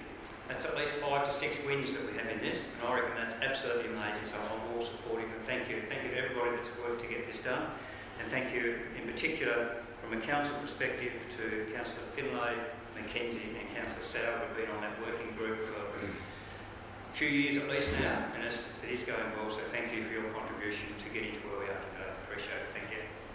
Thank you, Mayor. Back to you. Thank you. Councillor Mackenzie, wish to close. I will, thanks. Thanks for the comments made, and I think I wanted to start out and I wanted to reiterate the commerciality of the deal, and that's really in the purview of the General Manager, sorry, the CEO, to actually, I'll get used to that one day, to actually work through, and things like maintenance and so forth like that need to be taken into account in a commercial deal. So in my view, I'm comfortable that if we work on the basis it is a commercial deal will encompass all the things that should commercially be in there. So I think we need to be comfortable that that is going to be the outcome of it. We leave that to the people who know what they're doing in regards to that, and I'm sure that will come back across this council table before the conclusion of that, but I'm very comfortable with that. And I think that the concept of hope in our community, and the fact that there was some press last week in regards to UTAS, which was probably not overly great the first day, the second day was better in relation to what's happening with courses. But I think the important thing, and we had Professor Black here this morning reiterating the fact that the Northern Transformation Project is going ahead as planned, and there is no change. If not, the whole of the transformation plan is on track in regards to those sorts of things. So I think that by us signing up to this today, we're actually just cementing the fact that this is still continuing on as we've predicted it would do, and the sort of logical steps that need to be done are being done in a responsible way. Thank you. I'll put the motion. Those in favour, please raise your hand. Those against? That's 1 against, the rest are 4. Motion is carried. Councillor Sauer. So now, under the provisions of the Land Use Planning and Approvals Act, Council can act as the planning authority with regard to the items included in the agenda item 9, planning authority. So we move on to 9.1. Move that. Move Councillor Mackenzie. For a seconder, Councillor Finlay. Wish to speak to it, Councillor Mackenzie? Now, I found the item. Look, this is an amendment that was put out to the public and given the public an opportunity to comment in regards to the change in zoning. There was one party that put a representation in relation to that matter. All of the questions that were raised by that representor have been addressed by the council officers. They have determined, the representations have been considered, has determined there are no reasons for council not to proceed with the draft amendment, and I will support that. Thank you, Councillor Finlay. Any other councillor wish to speak? I'll put the motion. Those in favour, please raise your hand. Those against? Before. That's all those for. We do it again? No. So that's all persons present. That is carried. Thank you. 9.2, Cemetery Street. Moved Councillor Finlay. Seconded Deputy Mayor. Councillor Finlay, wish to speak to it? I do, thanks Mayor. What we've seen in recent times at Council with consideration of development applications with other parties that are party to the assessment or approvals process, there's been some significant variety and consideration of these matters. So what we've got here today I think is a really good outcome. It's another example of people being willing to work through a process. They might feel aggrieved, they might feel like it's frustrating, but we've seen people in the community demonstrate their commitment to processes to see a great outcome. So there's no doubt that the elements of the DA are here. The previous time it came to the council meeting, we weren't able to consider it. The inclusion of this infrastructure, this is slightly out of DA conversation, but the inclusion of this infrastructure is really important, not dissimilar to the previous item we considered. What's most important here is that a respectful outcome has been achieved that considers the heritage nature of the site and the precinct, allows for a significant piece of infrastructure to be developed, and as we've said in previous items, that's what our community needs right now. We need the provision of the assets, but also the provision of the work, and it's done in a way that's respectful and meaningful. Thank you. Councillor Finlay, Deputy Mayor. Thank you, Mayor. Well, look, this is an exciting development application, an exciting item, and I hope that it's not lost in everything else that is occurring in our community at the moment, because this is significant, and this shows that the opportunity to engage in conversation with relevant parties and relevant authorities to see sound outcomes achieved has been the course of this particular item. And as a result, we see not only the development of significant infrastructure in the form of a gallery and restaurant, but also additional car parking, which will be well regarded for that particular purpose, but well regarded for our city as a whole. We're thanking him a lot today, my goodness, but we want to thank the CEO for the way that he was able to work with the developer and with the Heritage Council to achieve this outcome. And this is an outstanding result, I think. And as I said in the outset, despite things that are happening in the world, this by itself is a significant, progressive and forward-moving day if this motion is passed today. Thank you, Deputy. Councillor Harris? Yes, thank you, Mayor. I'd like to stand to support this application, and just like to really pass on the thanks to the local developer who is spending his own money in this development. It was originally proposed to be 8 stories high, but as has been already said, it has been negotiated down to 6, which means his repayment time frame is much extended, and he's to be commended for looking after what the city needs as far as infrastructure, but also being willing to be part of that negotiation with the Heritage Council to achieve what I think is an outstanding result, because it does, when you look at the revised drawings, blend in very well. So I'm very pleased to stand to support this particular motion, and look forward to it being built in the near future. Thank you. Councillor McKenzie? Yeah, I just think I think it's valuable for us to commend the fact that, UTAS, we were talking about the economic benefits that come in with that. Here's a local developer putting his local money into something which is, again, setting up our infrastructure for the city in a way where we will benefit in future with our car parking, which I think on the peripheral of the city is actually not a bad place for it as well. And I really do commend the work that's been done to get the two parties to come together. And the Heritage Council raised its issues. The developer could have said, no, I'll walk away from that, but took to have further conversations with the Heritage Tasmania, and with some intervention with the CEO, we've managed to come up with an arrangement where both parties are satisfied with the outcome. So I think that's a win-win for everybody. Thank you. Councillor Walker? Thank you, Mayor. And may this be an example for development applications in the future of our city where these solutions can be reached, where concerns, whether they be with the Heritage Council or whether they be from a local group, can be addressed, and there can be a win-win, there can be a compromise, there can be an outcome. It's not even a compromise actually, it will be truly a win for this developer and also for the heritage of Launceston. Thank you. Thank you. Any other speakers? Councillor Finlay, wish to close? You would. Yeah, I'll speak. So, no, thank you. Thank you. I'll put the motion. Those in favour, please raise your hand. And that is all councillors present. That is carried. So 9.3, the amendment. I'll have to move that, Councillor Mackenzie. For a seconder. Deputy Mayor, thank you. Councillor Mackenzie, would you speak to it? Just I'd like to ask a question if I could before I do. The question I've got around this way is just in relation to, I assume the way this is set up says that there is an opportunity for us to go across borders with our zoning, but the reality is there's a certain level of activity that needs to sort of number of things we need to tick off before it's ready. So effectively we've got some checks and balances if all of a sudden there's a zoning issue, we're not happy that they can go across borders into a different zone. It's got to tick off some criteria first. Is that how I understand it? So there was situations in Just speak up a little. there are some properties in the city where they're accessed by the internal driveway, and sometimes the driveway is actually the same zoning as the strip of development. The strip of properties on the street, but the development behind may be a different zone, and sometimes the use that is allowable on the internal lot is actually prohibited on the access strip.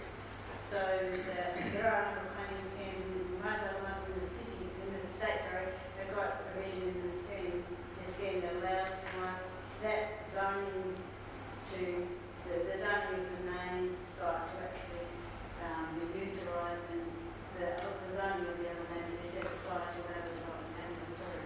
And it's also the same, sometimes services may be provided, like a sewer main line, may also go through land which is in the zone that the main is intending for the main site to be prohibited.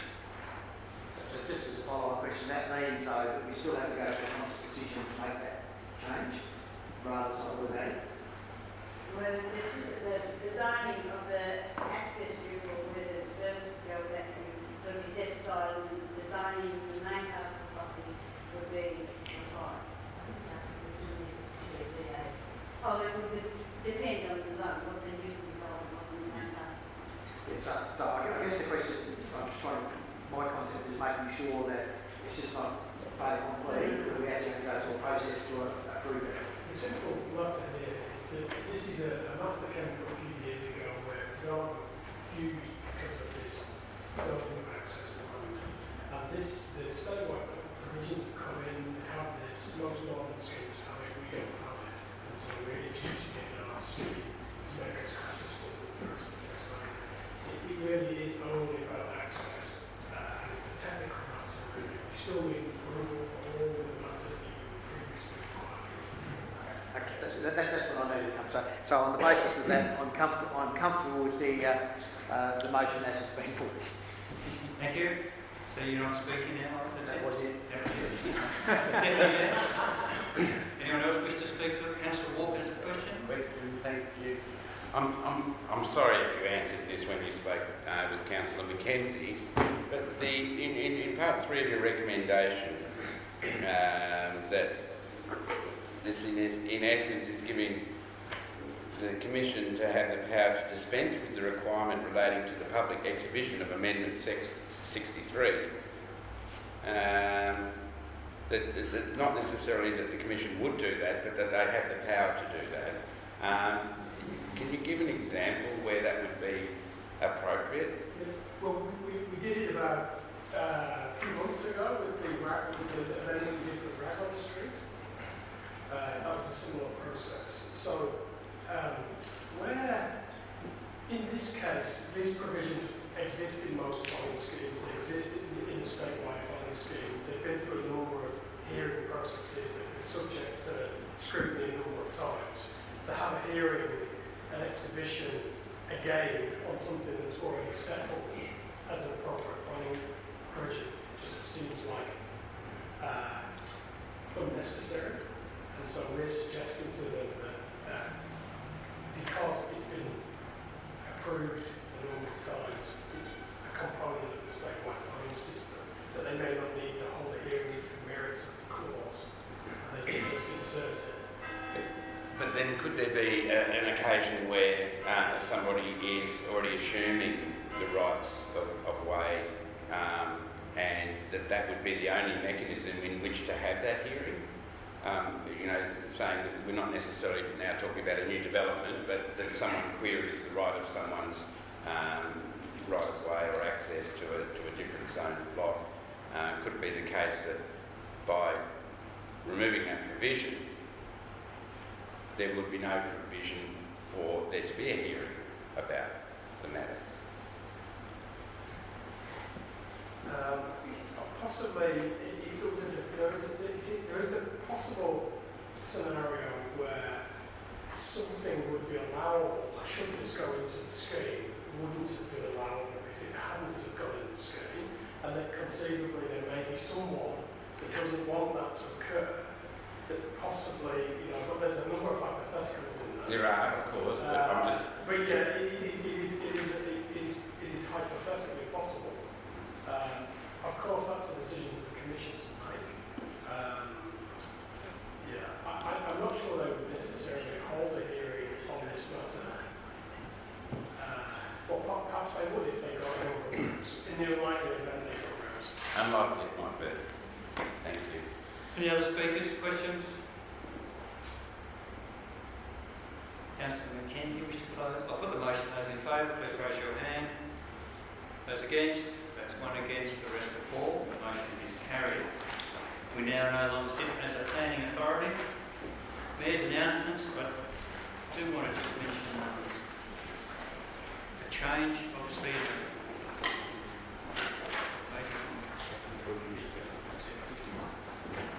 Just to get the record straight, that the officiate Relay for Life was put off, and my diary's been emptied for the next month, so it's quite amazing. Time for holiday, but also just the mayoral okay, wasn't that exciting? And thanks to Councillor Harris for coming along. It was double, so not on our own partner. He was my partner, and we were actually able to win it, so it was fantastic. All because of my great partner. Fantastic. It was a great event. It's really good that the Croquet Club and our facilities and it's organised for mayors and other councils from around the region to get together. So it's a great event. So well done to that. That's it from myself. Deputy. Thanks, Mayor. I didn't say anything with regard to the item that you brought forward as your notice of motion, but I just wanted to reflect on, obviously, the impact on the arts and cultural sector and the event and community sector with regard to this world situation that we're seeing at the moment. And obviously with first-hand experience want to thank all those members of the community and the council who have reached out to me in recent days with regard to the cancellation of a number of events that I'm personally invested in working on. But of course that's just an indication of the huge range of events and cultural and sectoral things that have happened in our community and will continue to happen. The impact on, I guess, our cultural life of Launceston, if you think back to 2 weeks ago, we endorsed the draft strategy of the cultural strategy. We endorsed the draft of the cultural strategy. And so many of the things in that were about activation and were about momentum and about building on and about strengthening and using the assets that already exist. And we know around this room that the sector, particularly the arts and cultural sector, is a very resilient group of people. But more than ever, they're going to need a whole lot of help to get through this space, because without events, without performances, without exhibitions, without those sorts of things in our community, it's going to be a quieter, less colourful, less experiential place for us to live and for people to visit. So I guess administratively, I'm asking for a couple of things. I think it would be wise for us to contemplate extending the public consultation phase for the arts and cultural sector given this enormous change that people in the sector are experiencing. And secondly, I guess, to really use that new resource, whoever it is, when they come on board, not to set about enacting the cultural strategy, but about actually bringing all players in the cultural space together and seeing how they're doing and finding ways that they can help and support those players so that longer term, those events, those performances, those galleries, those individuals, those professionals who are working and thriving in Launceston up until this point are able to do so.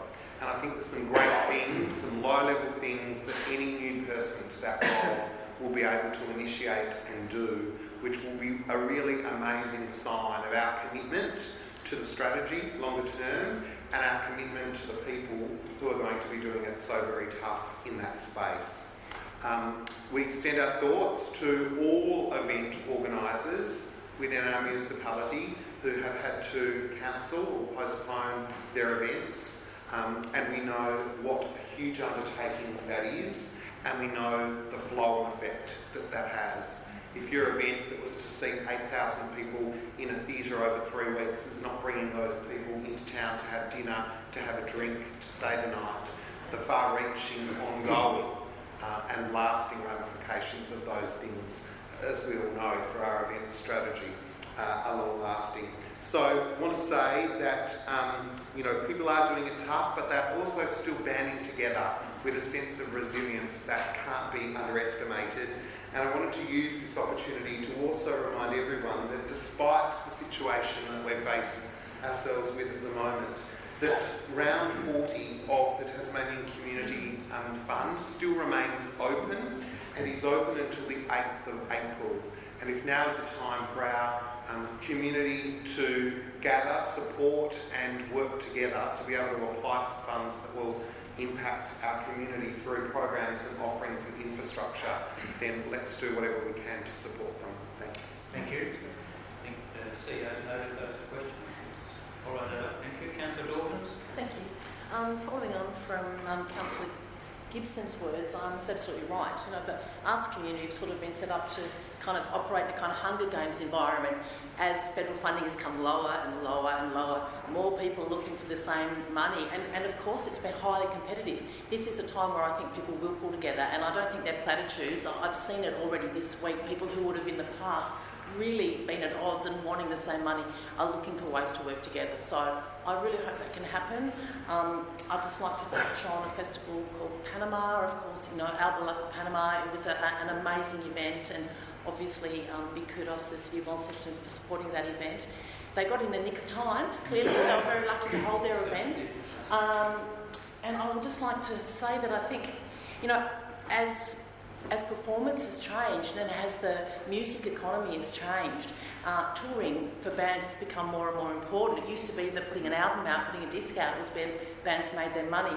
But of course people are only getting a fraction of a cent each time one of their tunes is played on Spotify. So touring is incredibly important as the mainstay for economic advantage for any musician, and that's all over now.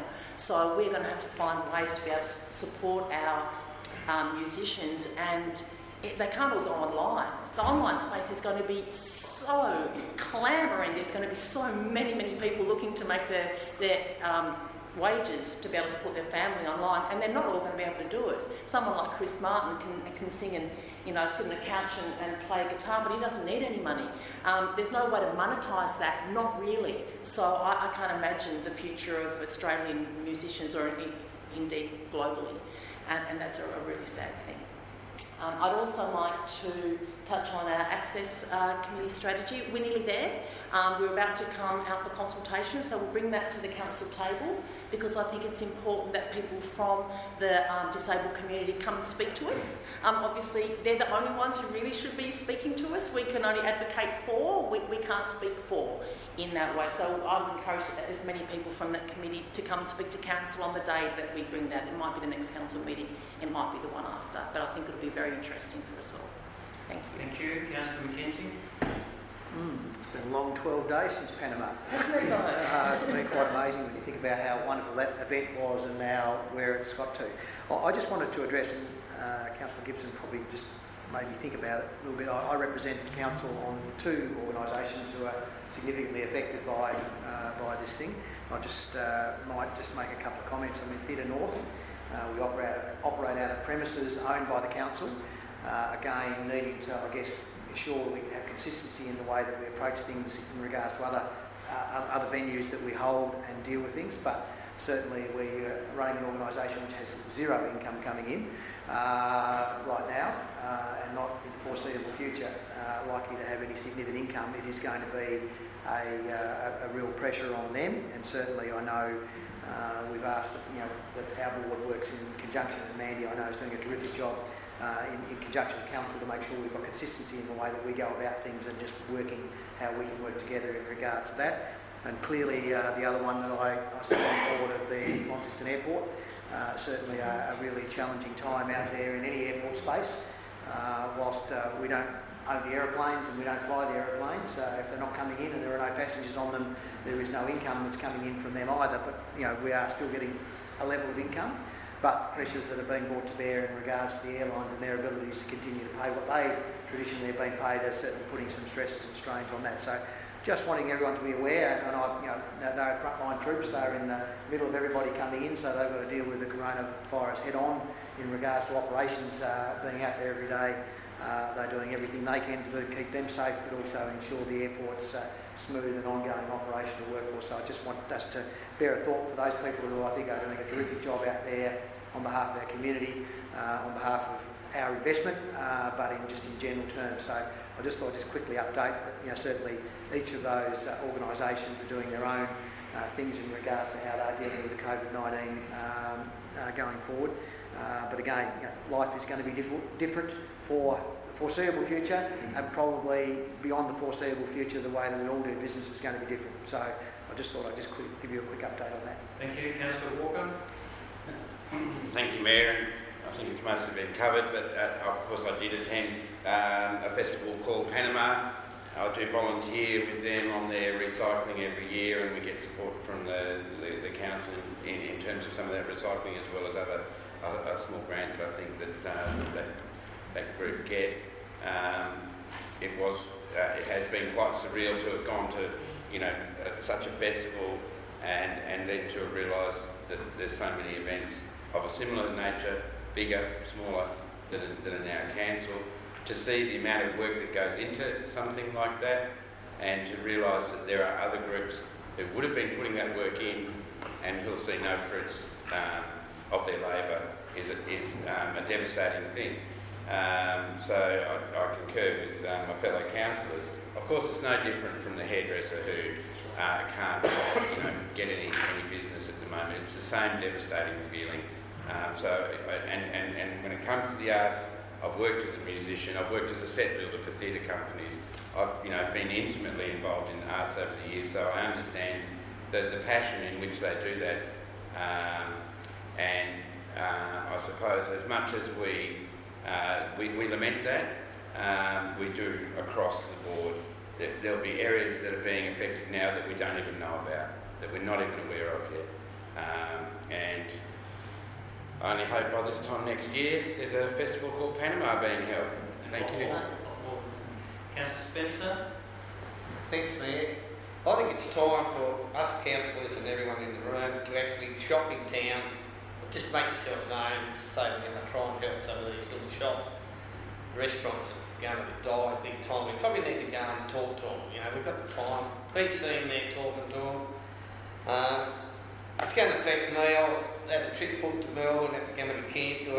All the accommodation booked for Hobart, for the footy, it's all over. My wife's 60th birthday was going away.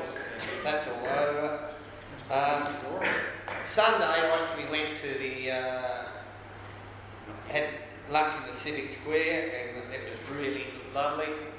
Just a different culture, food, and absolutely brilliant. And I hope that continues. I was there too. Thank you. Councillor Cox. Yeah, thanks, Mayor. Last week I had the pleasure of going with Michael Newby, our General Manager of Infrastructure, to a road safety symposium in Melbourne.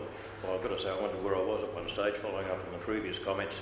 I think it was Friday evening, and I looked up into Chinatown, and there were 10 people in Chinatown. You stop and wonder what the and why. So, enough's been said at this stage, but we are in uncharted territory. The Road Safety Symposium, I've been to a heap of these over the years. And it's interesting to see how, as time has gone along, things have changed. So we've gone from looking how we're going to make streets better, how we're going to make highways wider, how we're going to make things better for motorists. And over the last few years, it's now changed. And Councillor Dawkins will just love this, because it's now back to a calming process. How we bring people into the cities, how we allow bikes and cyclists to participate in our cities, how we can make it a better, more livable place. One of the topics that was looked at was from a gentleman in Melbourne, the transport challenges faced by Australia's cities and the tough decisions facing governments seeking to achieve safer, more productive cities. Gee, sounds like something we wrote, doesn't it? The other one was a lesson from Australia's first 30-kilometre trial zone. And there is no doubt that that's the way this country is heading. So in our cities it'll all be 30. I mean, the problem is we're already doing 30 or less than it in some of the areas anyway, so everyone will growl and scream and say, what are we doing, why are you doing this to us? We're already doing it, but that's definitely the trend, and that's the way it's going. So we're looking at calming measures, we're looking at things. Actually, what they're looking at is what we're looking at as this council. So as we move forward, it was really pleasing to see that the things we're considering are the things that are actually in place and working around the world, because these were comments not just from Australia, not just from Melbourne, these were comments that were made from far away as Amsterdam, wherever you want. And the speakers range from Amsterdam to all over Australia, local, everywhere. So what did we learn? We learned that we're not that far off the money. Michael knew we got some new contacts, so other people can now talk to him and tell him. There are professors and good road safety people that have great ideas. They've offered to make themselves available should we need them. So if any of you don't want to agree with it, we've got people that can back it up. And I suppose in the theme of the day, I should thank the CEO for allowing me to go. So, I mean, just pump the tyres up at the CEO Day. So thank you for letting us do that. And thank you very much for letting Michael Newby go as well, because I think it was great that he was there to see how the rest of the world operates on these things. Thank you. You did forget to thank the councillors for that. I know where I've got to start, and I went back to the city. Any other reports, council matters? We'll go on to questions without notice. Councillor Sauer. Thanks, Mayor, and with your permission, a little bit of a preamble to this one. It's only going to be good.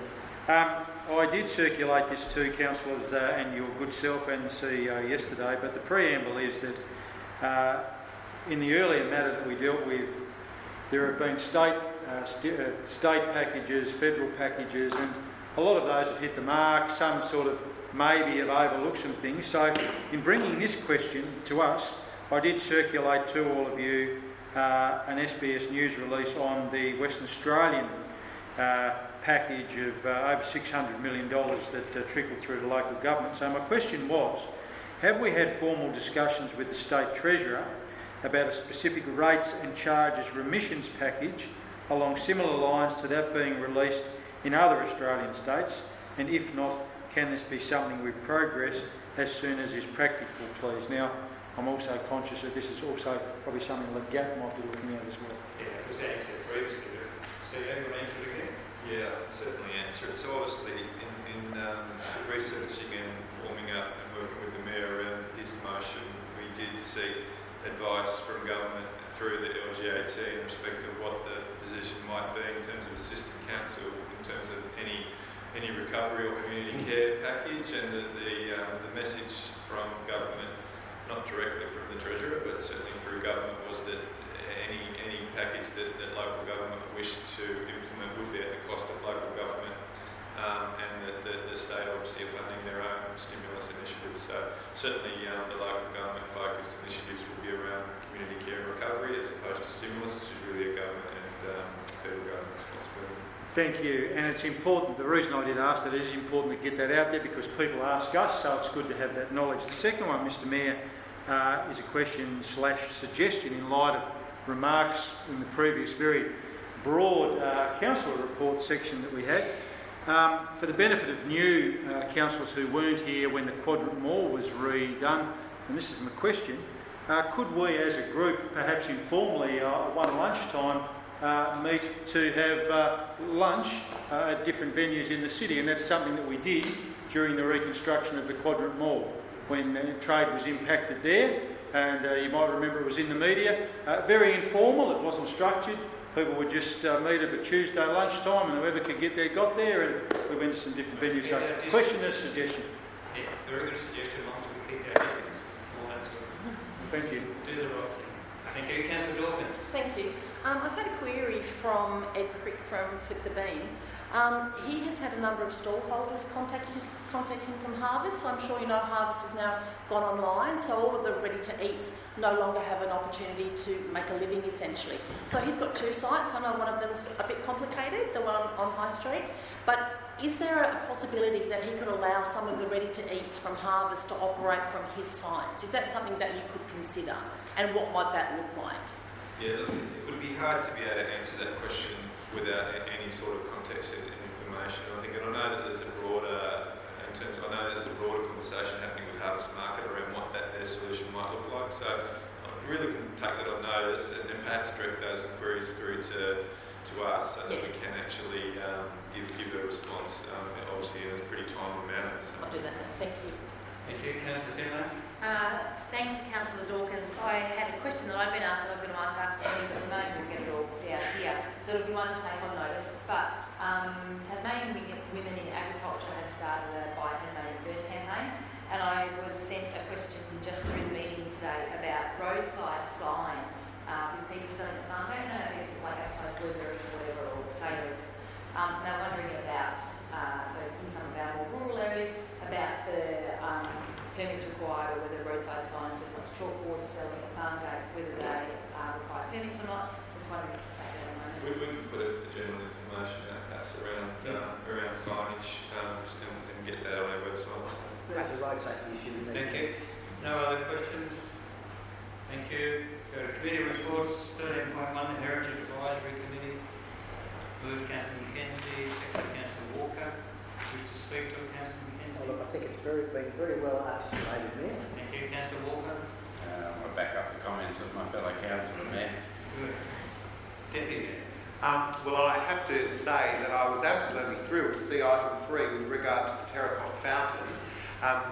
The General Manager, Eberhard, and I have a lovely file of email exchanges dating back 3 years with regard to this matter, and understanding the complexity of it, it's fantastic to see that this matter is being able to move forward with the necessary qualified personnel being able to be secured to undertake that work. So I know there will be some in our community who I let know every time I share an email exchange with General Manager Eberhard. They'll be absolutely thrilled to know that that is progressing and will happen, because it's very, very unique and means much to a lot of people in our city, and of course the visitors that come and see.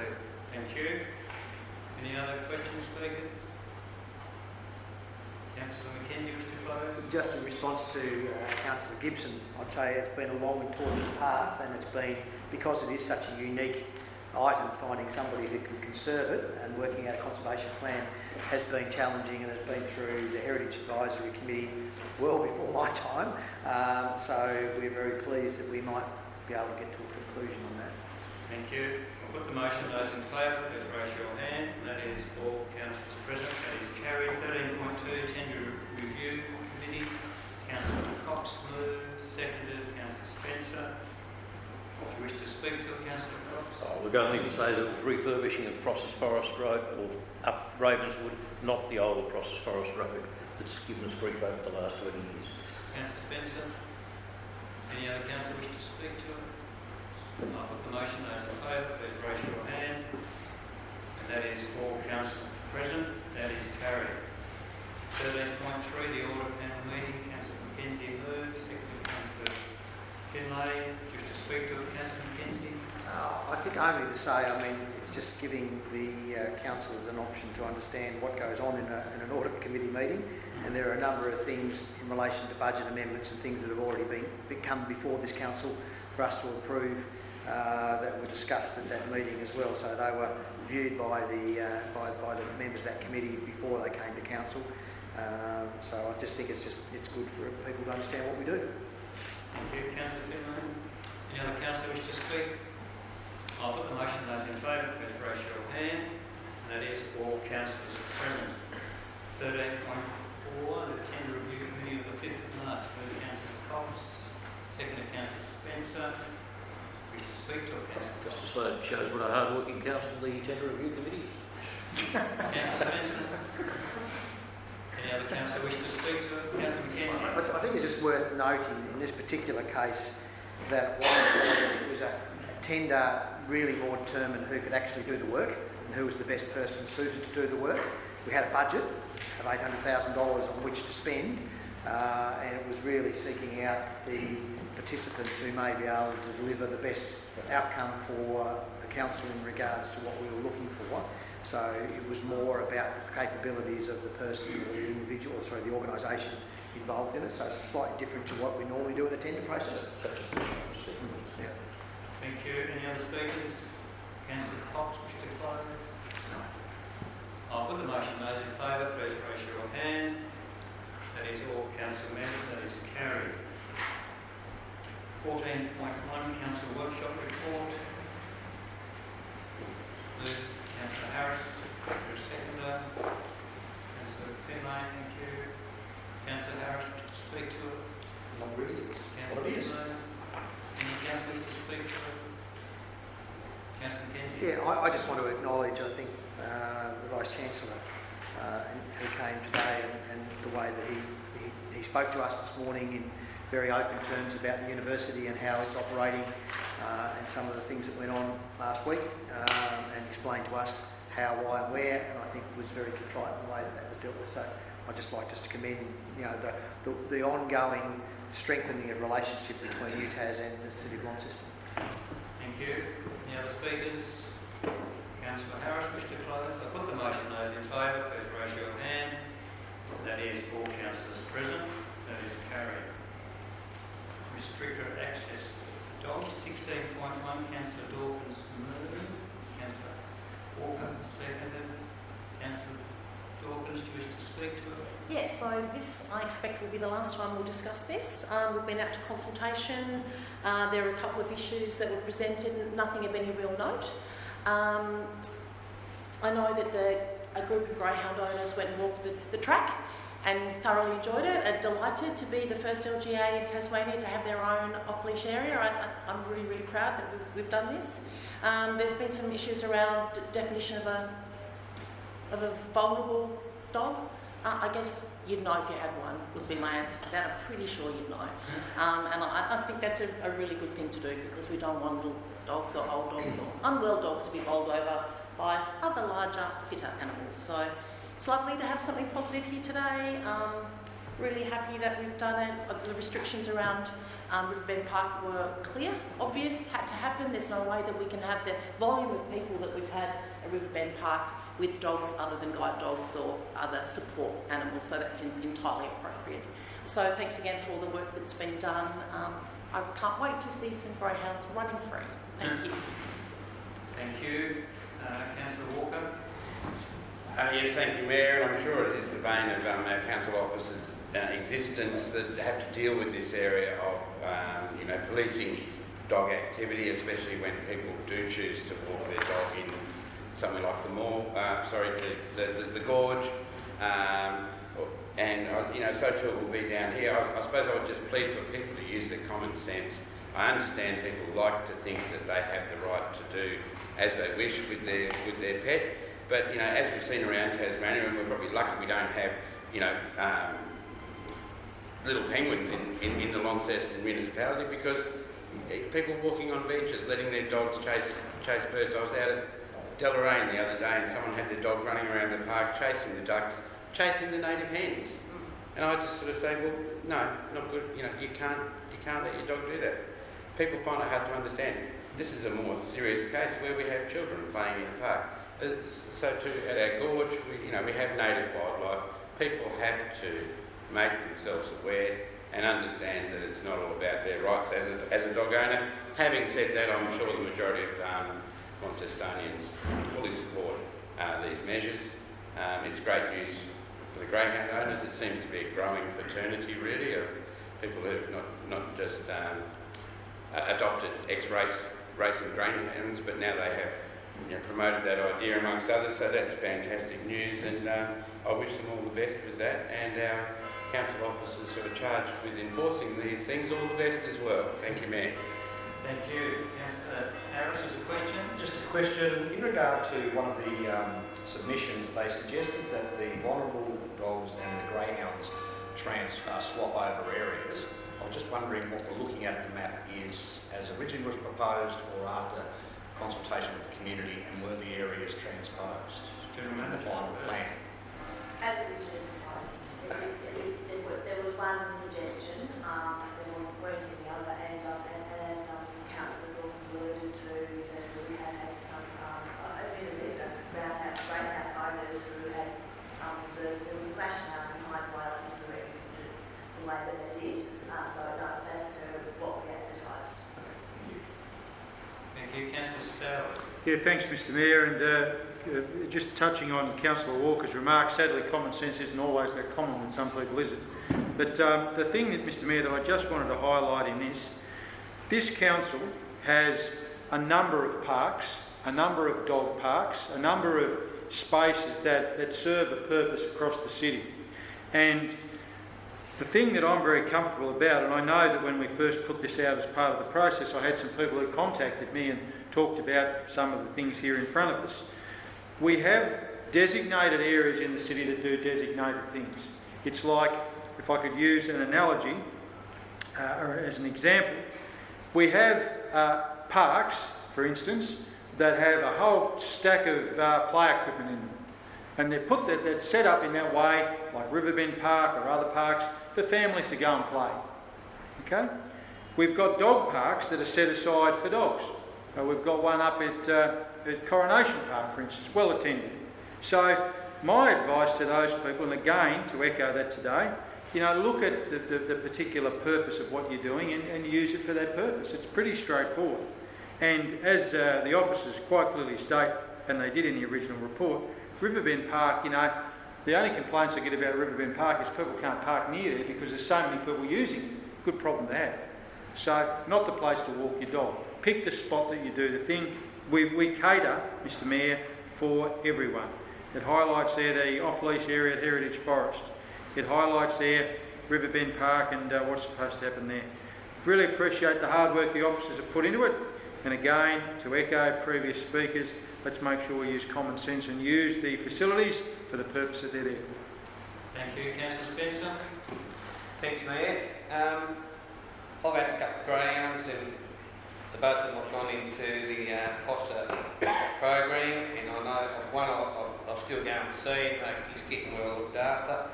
I've got to commend Councillor Dawkins for getting this happening. She was fair bit behind this, and I'm all for it because greyhounds are a beautiful dog. Thank you. Thank you. Deputy Mayor. Thank you.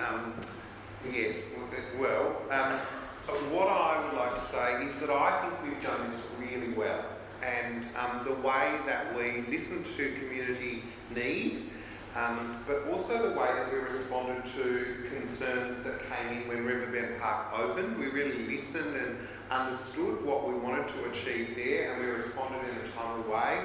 And I really appreciated the way we did the consultation. We spoke to relevant authorities and relevant organisations, and the outcome I think is really good. What I'd love to see, I asked for it when it came to us in draft, and I asked for it when we brought the greyhound proposal to the table, was I'd love us to provide an online list of where people can go with their dogs and where they can let them run, where they can let them walk, where greyhounds can go, and now where the vulnerable dogs can go. Because I think that would be a really proactive thing of saying this is what our council provides for dog owners. So it would be fantastic, if it's not already implemented, to see that come to fruition. Thank you. Any other speakers? Councillor Dawkins, wish to close? I'll put the motion. Those in favour, please raise your hand. And that is all councillors present. That is carried. 18.1, proposed bus stop. Councillor I do, I'd like to sort of say thank you that this has happened the way it has. All I guess lament is the use of officer time to do what they've had to do over the last months, I think, in regards to this, where you consider the bus stop has been moved about 200 metres that was already in existence. So I find that a bit disturbing that we have to spend time on things like that when there are more important things that we should be doing. Councillor Cox? Yeah, just quickly follow up. I lived on the corner of that street for a number of years, and it is the most inappropriate place to relocate a second bus stop. So I'm glad to see that we are moving away from perhaps getting that done. I just want to take the opportunity to give some credit to Shane Everhart from Council, because Shane worked pretty solidly. Others have put their hand up and taken credit for this, but I would say that the majority of the work was done by Shane, and the results will be as a result of his work. Thank you. Councillor Finlay? Thanks, Mayor. So this item before us is in two parts. The response from the City of Launceston to this has been really fantastic, and it's great for Councillor Cox to acknowledge the work of General Manager Eberhardt. In this, it was raised by a number of people and the response. The second part of this is about the City of Launceston and the ongoing discussions with state government. It says also with Metro around the provision of public bus services in the municipality, recognising, of course, our limits in terms of what we do, but there's no doubt that there are ongoing conversations in the community about people's concerns with the provision of public transport in the community. And as there have been many conversations in the chamber today, there are lots of things that we're going to have to continue to be determined about in the community that will become really important pillars as we move through recovery after the COVID-19 impacts in the community. And public transport is likely to be a really significant one. There are likely to be many of our members of the community that may not be able to continue to afford their own transport, might need to transfer to public transport, might need to find a whole new way of engaging and moving around to the community. So I think we need to keep on this conversation over time. There's obviously a lot of other priorities right now, but in the long term there will be a significant shift in how the state delivers public transport in Tasmania. It's not just about Metro, but about the state government, and I think we need to be really determined and persistent about this. It's not just about moving the bus stops, but also about the way we put on pressures to improve the public transport services in Tasmania. Thank you. Councillor Finlay. Any other speakers? Councillor Kenzie, wish to close? Not specific on this item. I'll put the motion as in favour. Please raise your hand. That is all councillors present. That is carried. 19.3. Anyone to move? Councillor Kenzie. Seconder. Deputy Mayor. Thank you. Councillor Mackenzie, wish to speak to It all makes sense to me. Councillor Deputy Mayor. Self-explanatory. Thank you. Anyone wish to speak to it? The motion, those in favour, please raise your hand. And that is all councillors present. That is carried. So we move on to 19.4. That's still there, isn't it? Yeah. Just checking. Anyone want to speak to it? Well, who'll move it first, sorry? Yeah. Councillor Mackenzie. Councillor Harris, second.